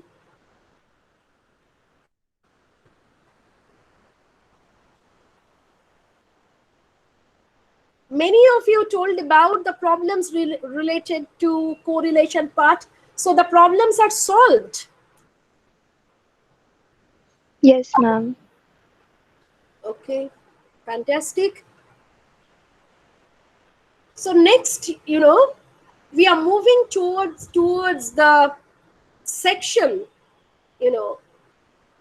which I think all of you want to listen once again. Okay. So all of you want that I'll revise this section once more. So now I'm moving towards the distributional aspects. And I'll talk about interval estimation and hypothesis testing. Now, what is the purpose? As I mentioned, there may be, both of us are going for representative sampling. Both of us are doing the things very well, However, all the observations of yours and mine will be not similar. Most of the observations, all of the observations, few of the observations, will be dissimilar.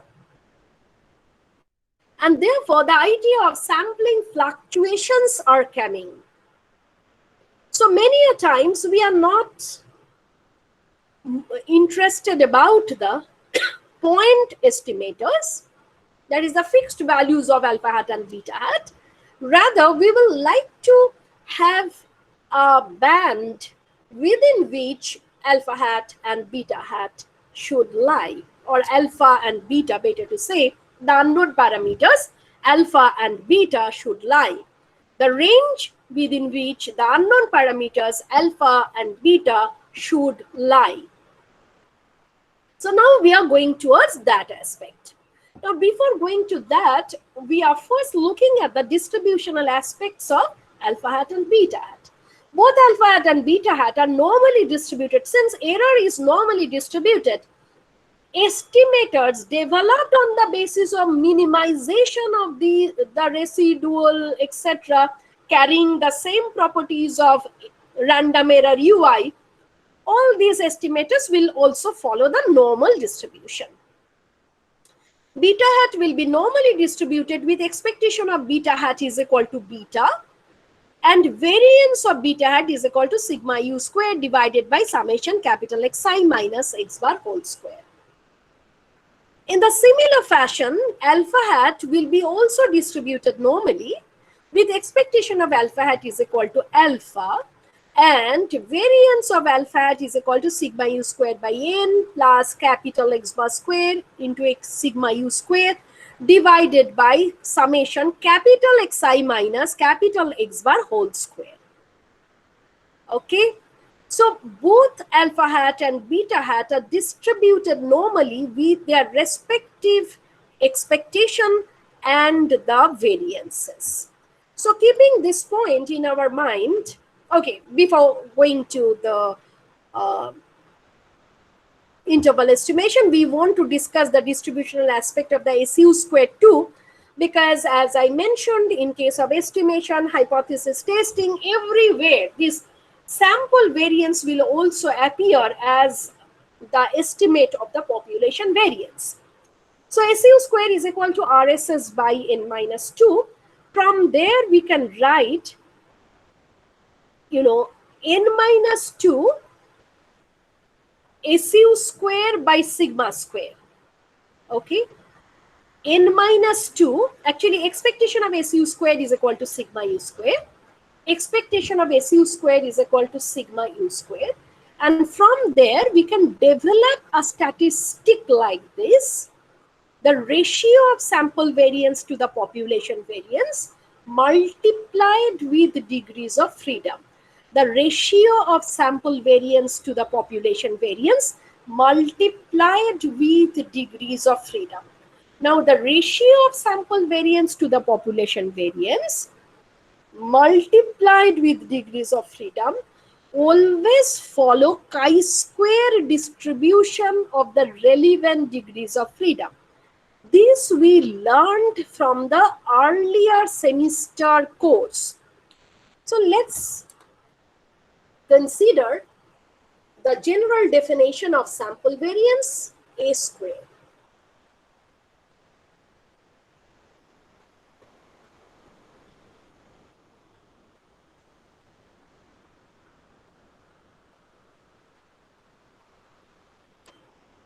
This is the general definition of A square. A square is equal to 1 by n summation xi minus x bar whole square. Okay, so in A square,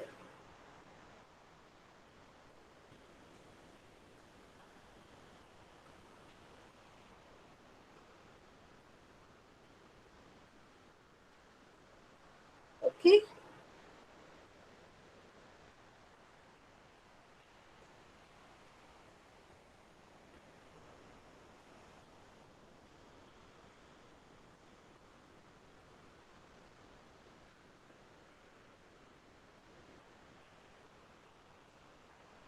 okay. This is a standardized variant where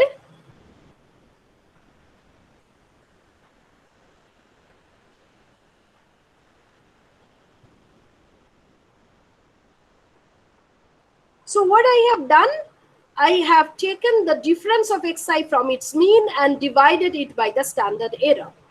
So zi is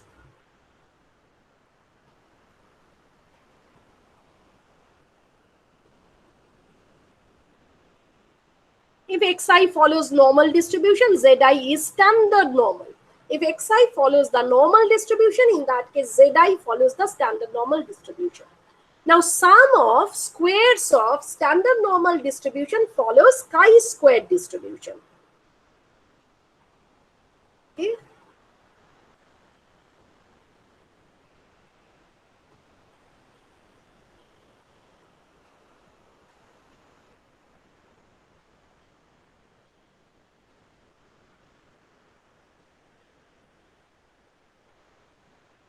If I have sum of n number of standard normal distributions, and if I consider sum of squares of these normal distributions, we will have chi-square with degrees of freedom n.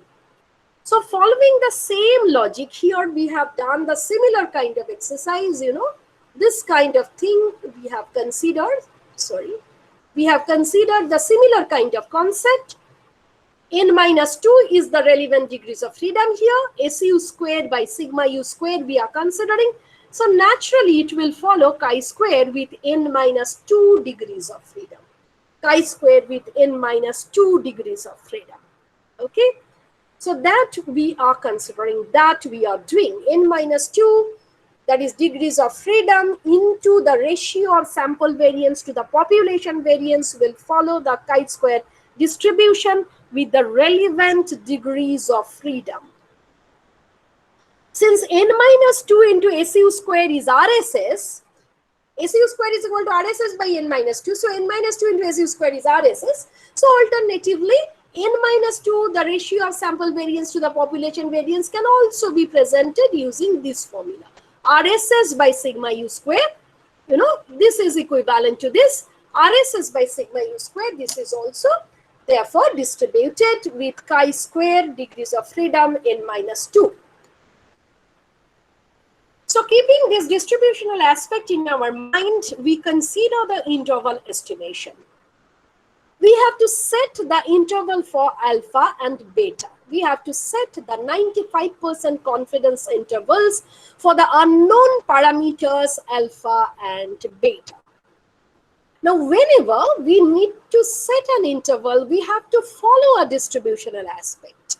Without the distributional aspect, we will be never able to frame the interval estimation, intervals for the unknown parameters. So what we are doing, we are considering a standard statistic alpha hat minus expected value of alpha hat divided by standard error of alpha hat. As we do so, we are getting alpha.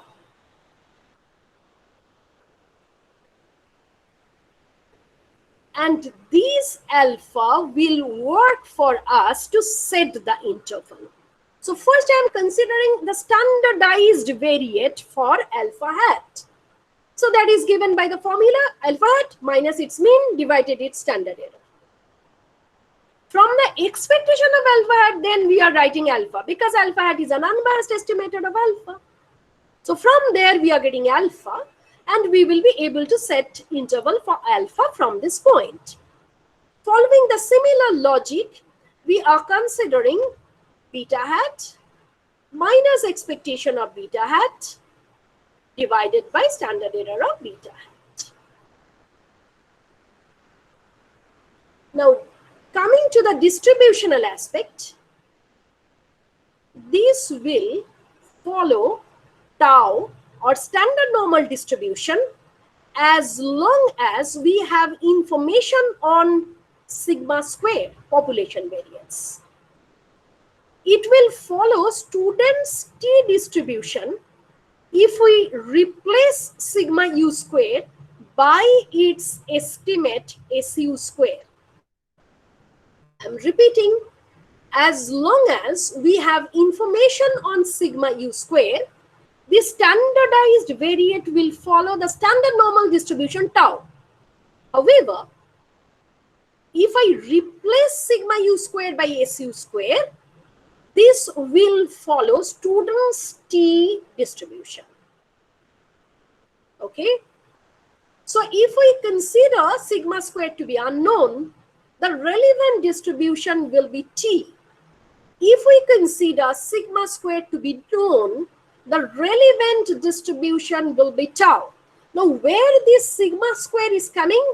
In the definition of standard error of alpha hat, or in the definition of standard error of beta hat. Both in the variance of beta hat and variance of alpha hat, we have sigma square. So this sigma square, if it is known, we will consider tau. If it is unknown, we consider t. Under most of the circumstances, it is unknown, and therefore we have used t statistic to frame the interval. Okay, we are using t. However, this can be replaced by tau as well, minus tau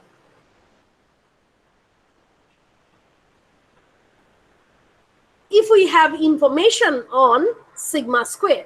If we have information on sigma square, we will be able to replace t by tau. Now, alpha hat minus alpha divided by standard error of alpha hat, as I mentioned, is a standardized variance. So it will lie in between two tau values or two t values. If sigma square is unknown, it will lie in between two t values. Now, what are the relevant t values we will consider? The degrees of freedom is n minus 2, and along with that, we will consider 0.025. 0.025, because we are considering 5% rejection level. 5% rejection level means we will split that 5% area at 2/10 of the distribution, and we will get basically alpha by 2, alpha by 2.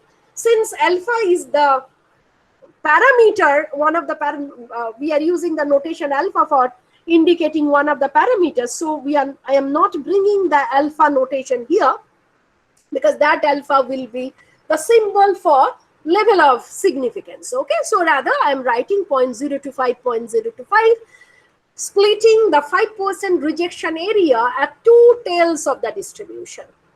So the range of the statistic alpha hat minus alpha by standard error of alpha hat should lie in between minus t n minus 2 comma alpha by 2 or 0.025 and plus t n minus 2 comma 0.025.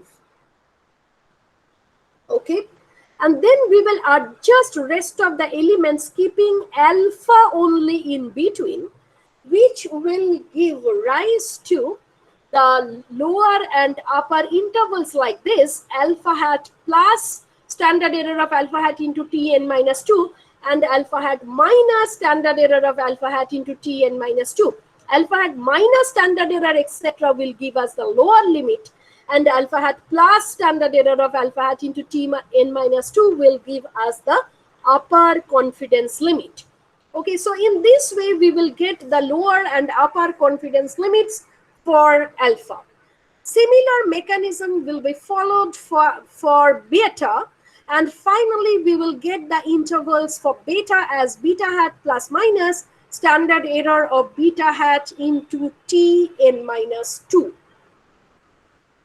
So this is all about how to fit interval for alpha and beta. Any question? Since many of you has problem with these sections, so for every slide I'll ask if you have any question, further clarification you need, etc. Please come out. Ja question ache please jigyasha koro.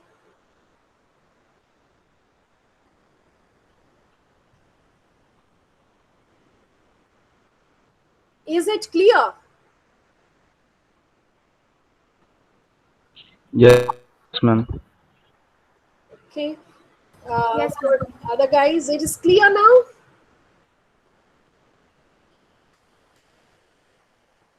Yes, ma'am. We can set the interval for sigma square as well. Sigma square is another unknown component. Already we checked RSS by SU square or sigma hat square. Same thing. follows chi-square with n minus 2. So following that logic, that the ratio of sample variance to the population variance multiplied with degrees of freedom follows the chi-square distribution, we are bringing that statistic. Actually, you have to bring one statistic which follows one of the derived distributions starting from tau, chi-square, t and f. ওই রকম একটা কিছু formula তোমাকে আনতে হবে যেটা কোনো একটা পার্টিকুলার ডিস্ট্রিবিউশন ফলো করে। তো আগের কনটেক্সটে আমি স্ট্যান্ডার্ডাইজড ভেরিয়েট এনেছি, সিগমা স্কোয়ার নোন থাকলে টাও দিয়ে করব, সিগমা স্কোয়ার আননোন থাকলে টি দিয়ে করব। এখানে আমি জানি কি ratio of sample variance to the population variance multiplied with degrees of freedom, that will follow the chi-square distribution. So I'm bringing that as the relevant statistic from where we will define the interval for sigma square. So bringing the relevant statistic, and it will lie in between chi-square n minus 2 comma 1 minus alpha by 2. This alpha refers to the level of significance. It is not related to the intercept of the model. And in the right hand side, we are considering chi-square n minus 2 comma alpha by 2. Okay. Now for the chi-square, it is not a symmetric distribution. So 1 minus alpha by 2 cannot be written as minus chi-square n minus 2 comma alpha by 2. That can be done only for the tau and t, as tau and t are symmetric in nature. Chi-square is not symmetric, and for that matter, we have to maintain 1 minus alpha by 2, alpha by 2. Rest of the steps you have to do on your own. In fact, in the running class, many students did the steps and got the interval for sigma square. So if you could not complete all these things now, please do all these steps and find out the interval for sigma square. So you have to do the steps. So first you have to consider, sigma square by n minus 2 into sigma hat square. So 1 by this, 1 by this. So that will change your inequalities. It will be greater than, it will be greater than. So after that, if you want to maintain the similar pattern of the inequality, you need to make some further changes, bringing the component in the right hand side to the left and left hand side component to the right, so that you can maintain the same pattern of inequality. So you have to do all these steps. So you will find that at the end, all this 1 minus alpha by 2 is coming to the right hand side. This alpha by 2 is coming to the left hand side, because first we rearrange the things, then we change the signs. So all the steps are there. Please complete all these steps, you will get the final result. Any question for this slide?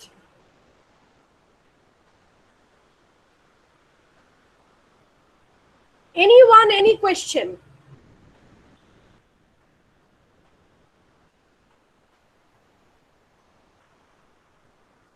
Okay, so next we will come to the hypothesis testing part.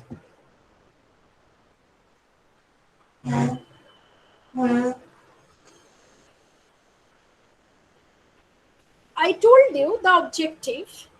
We are writing an equation, estimating the parameters, and telling that yi hat is equal to alpha hat plus beta hat xi. Okay, yes, this kind of relation holds between xi and yi. If xi changes by 1 unit, yi will change by this unit. Yes, this intercept will be along the vertical axis, or yes, this intercept will be along the horizontal axis. No, there will be no intercept. It will be a line passing through origin. So all these things we are getting while we are estimating alpha hat, beta hat, etc. And we are telling that this is the fit we are getting. However, once we get the estimated regression model, we need to judge. We already took care of the qualities of alpha hat and beta hat, whether these are MVUE or not, these are blue or not, Gauss-Markov theorem has been satisfied or not. However, we didn't do one thing. Are these alpha hat, beta hat statistically significant? In other words, whether xi can statistically significantly explain yi. It is explaining yi, however, is it statistically significant? So that question is there. This question we have to resolve. Whether xi can statistically significantly explain yi or not. Whether beta hat and alpha hat are statistically significant or not. So this last exercise we have to do in terms of the entire regression framework. Okay. So, if I consider, we start with this hypothesis. H naught colon, there is a single beta, beta is equal to 0. We start with this hypothesis. In case of econometrics, always we consider the hypothesis which is zero parameter type. Okay, that is, we are starting with the case that xi cannot significantly explain yi. We are starting with this case. Xi cannot significantly explain yi. Okay. In other words, we are considering this hypothesis beta is equal to 0. Now we have to consider a statistic, following a particular distribution. We are considering a statistic, just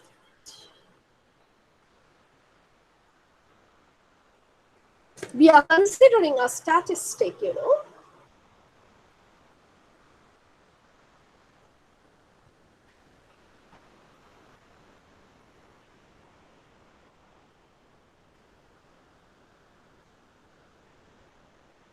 this will be the starting point in case of both interval estimation and hypothesis testing.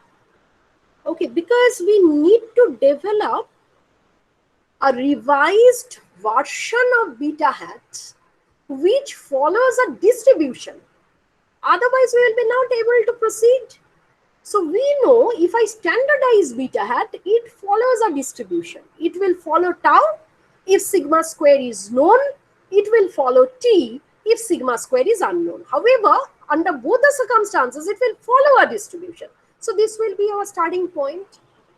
Now this is equivalent to, as you know, beta hat minus beta,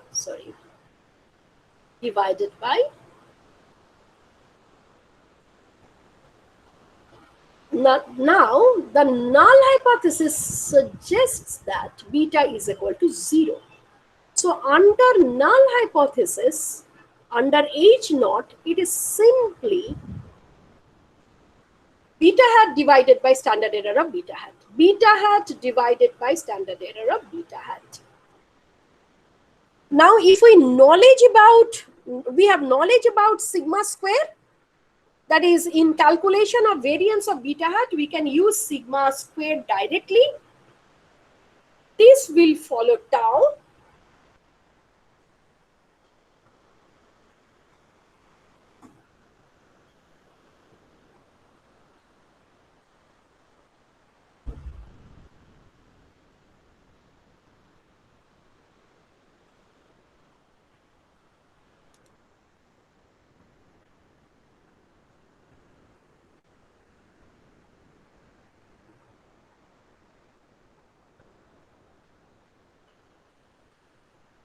It will follow t statistic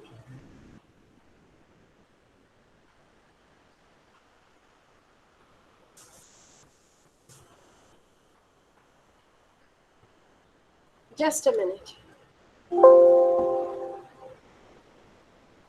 Just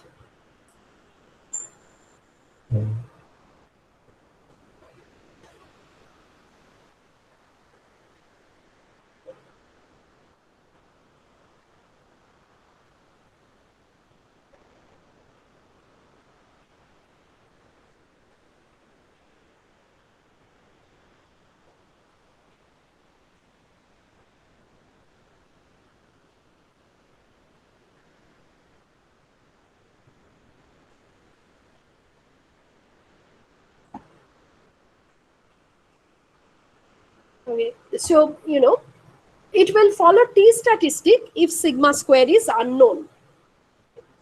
So rest of the things are same as we discussed in case of interval estimation. How we are starting with the distributional aspect. So, how we will consider the distributional aspect, what will be the starting point. The new thing is, in case of interval estimation, once we get this, we set the interval for beta. Here we implement the null hypothesis and find our statistic. And it follows tau if sigma square known, t sigma square unknown. Okay. So a t-test, generally we go for the t-test because under most of the circumstances sigma square is unknown. So what you need to do to run a hypothesis test? You have to calculate beta hat, you have to calculate standard error of beta hat. Once you get this thing, consider the ratio, it will follow the t statistic. So you are getting one estimated t, compare this with the tabular value and looking and comparing between the estimated value and the tabular value. Finally, you will be able to come to the conclusion whether the null hypothesis will be rejected, whether the null hypothesis will be accepted, etc. Okay. If the calculated value is greater than tabular value, if the calculated value is greater than tabular value, in that case, you have to reject H naught. Beta can significantly explain the variation in yi, or xi can explain the significant variation in yi in that case. So if your estimated t or tau is greater than that of the tabular one, reject H naught. If it is less, accept H naught. Whatever be the values of beta hat alpha hat, whatever be the properties satisfied by alpha hat beta hat, if your estimated value is less than that of the tabular value, accept H naught. That good quality alpha hat beta hat, are not statistically significantly doing the exercise. Okay. However, if you can reject H naught, that means if your estimated value is greater than that of the tabular value, in that case, you reject H naught. In that case, alpha hat and beta hat are statistically significant. So this is the idea. And in case of MLRM, I told you to take a note. I hope you took the note. Here also I am mentioning one point. If the estimated t value is greater than equal to 3, you do not need to compare the estimated value with the tabular value. Blindly, you can reject H naught. Alternatively, if your estimated t is less than 1, blindly accept H naught. In between, you have to compare the estimated value with the tabular value. In between, you need to compare the estimated value with the tabular value. Any question?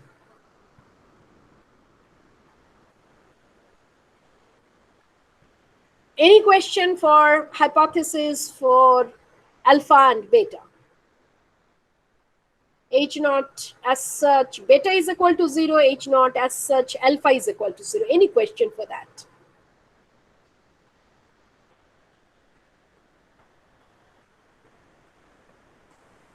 Anyone, any question? Is there any remaining part which is not understandable still?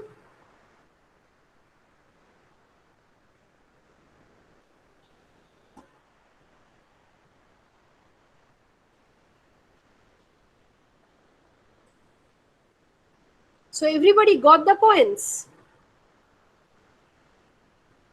Ma'am, Yes.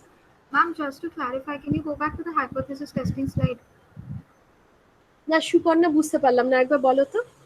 Ma'am বলছি একটু hypothesis testing এর স্লাইডটা যাবেন?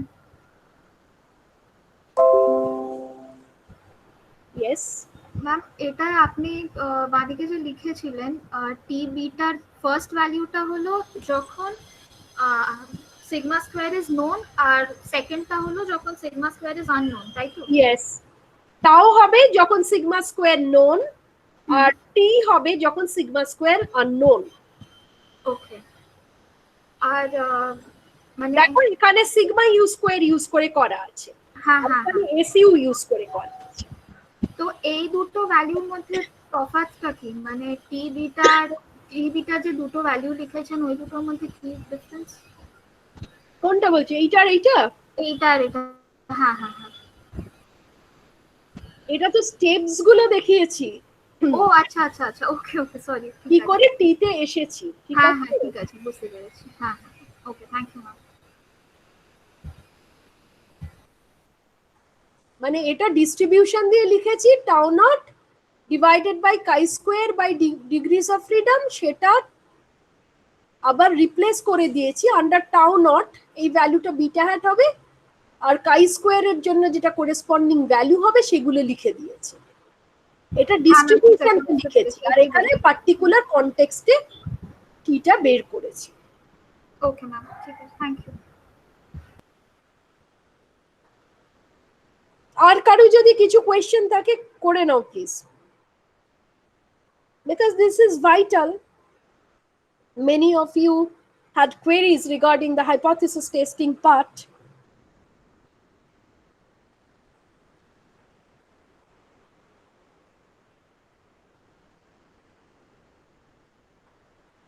And I repetitively requested you to check the hypothesis testing part, from your earlier semester course.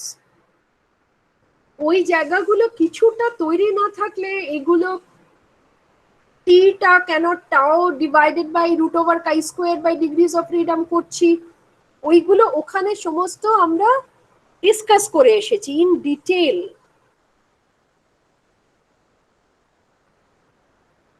Okay, so এখন যখন এই পার্টটা পড়বে ওটা একবার দেখে নিয়ে এই পার্টটা পড়লে ভালো হয়।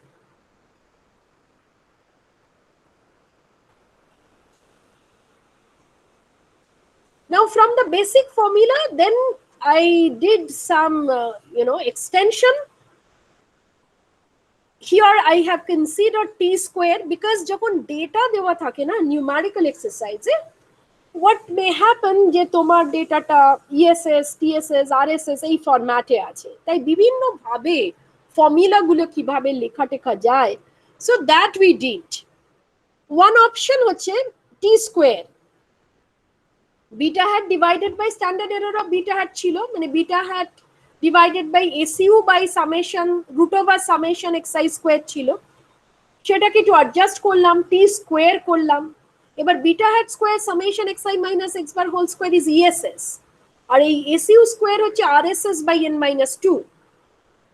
সেইভাবে যদি লিখি এই ফর্মুলেশন দিয়েও কিন্তু টি স্কোয়ার ভ্যালু পেয়ে যাব, তো রুট ওভার টিও ডিরাইভ করতে পারবো।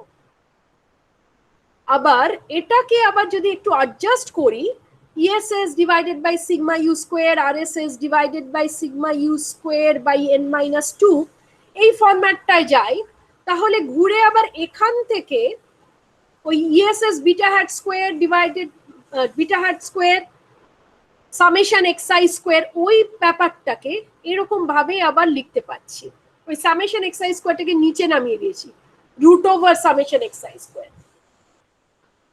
তো এই ফরম্যাটে যদি আবার নিয়ে আসি SS by sigma square and RSS by এই RSS by sigma u square by n minus 2 টাকে, we can generate two chi-square distribution because দুটো স্ট্যান্ডার্ডাইজড ভেরিয়েট আছে, এটা তো জানো, বারবার বলছি দিস উইল ফলো chi-square। আর এখানে beta hat minus expectation of beta hat divided by standard error of beta hat, তার স্কোয়ার, তার মানে এটা একটা square of the standardized variate, square of a standardized variate. তো square of the standardized variate will follow chi square, আর এখানে সামটা কিছু নেই, এটা একটাই ভেরিয়েট আছে, so it will be chi square 1 divided by 1। এখানে 1টাই আছে, মানে সাম অফ স্কোয়ারস, তো সামের মধ্যে কিছু নেই, একটা ভ্যালুই আছে, So it will follow chi-square 1 divided by 1. So when we consider the ratio of 2 chi-square, we get the F distribution. So T square is also equivalent to F1 n minus 2. So it is not necessary in tau and T, we will be able to run a test. We can run the test that beta is equal to 0 using the F statistic 2. That will be the F with degrees of freedom 1, n minus 2. So in your question, the information may come in terms of ESS, RSS, or information may be such that, so that you need to solve the exercise using the F statistic. Okay. So in that case, you have to use this idea that the same hypothesis can be tested using F statistic as well. The relevant F will be F1, n minus 2. So you need to check all these steps. Another formulation or extension I did, T square is equal to, ESS by RSS by n minus 2. So ESS by TSS by RSS by TSS divided by n minus 2, etc. we did. And we got this is R squared by 1 minus R squared by n minus 2.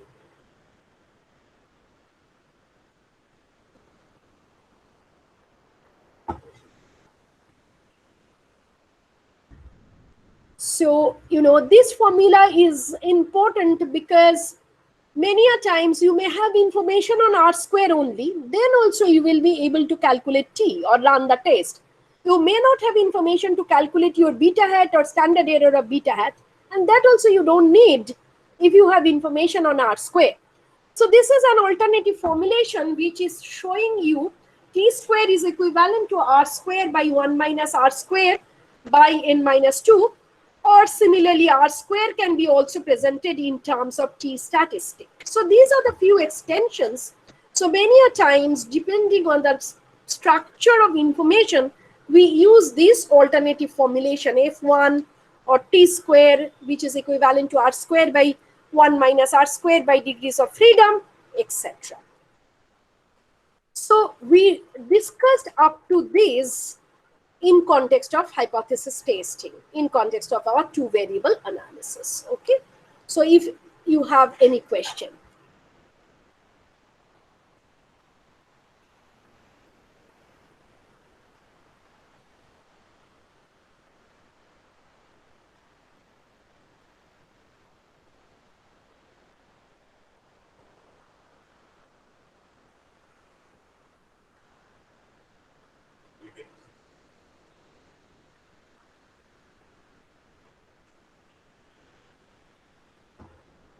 Do anyone have any question? After this, you have to do the numerical exercises. Once you grasp all these things, you have to go for the numerical exercises based on these estimation, hypothesis testing, interval estimation, etc. So take a database. We discussed a number of numerical exercises. So take a database and try to find out the estimated values, the variances of the estimated values, ESS, TSS, RSS, calculate all these values, then calculate SU square, calculate degrees of, calculate the goodness of fit, then fit the range, fit the test. So all these things you can do on the basis of a single database. To take a small database and do all these things, derive all these things. So check question number 1 and 2 from Madala. They have a very small database on TV sets and etc. selling of a commodity. And in question number 1, there are all the things, they are asking for the definitions. And in question number 2, they are telling that derive all these things. Okay. So this is the best numerical exercise to start with, because you will be able to find out all possibilities, all the things you are doing from that numerical database. So you have yi, xi, prepare your table, calculate yi minus y bar, xi minus x bar, yi minus y bar whole square, xi minus x bar whole square, then xi minus x bar into yi minus y bar. So all these values you calculate and totals you calculate, and then look at the formula and put the values there. You will be able to grasp the entire matter.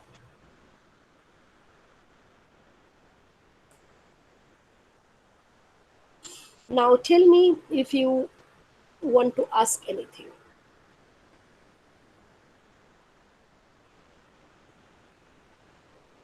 Ma'am Yes. আমার হেটেরোস্কেডাস্টিসি একটা question ছিল ma'am, ওই 5.3 যে টেবিলটা ছিল ওখানে আজকে যে তো লগে হেটেরোস্কেডাস্টিসিটির কোশ্চেন ডিসকাস করছি না, 7th এ করব।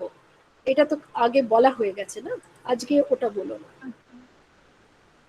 এখান থেকে যদি কিছু থাকে বলো।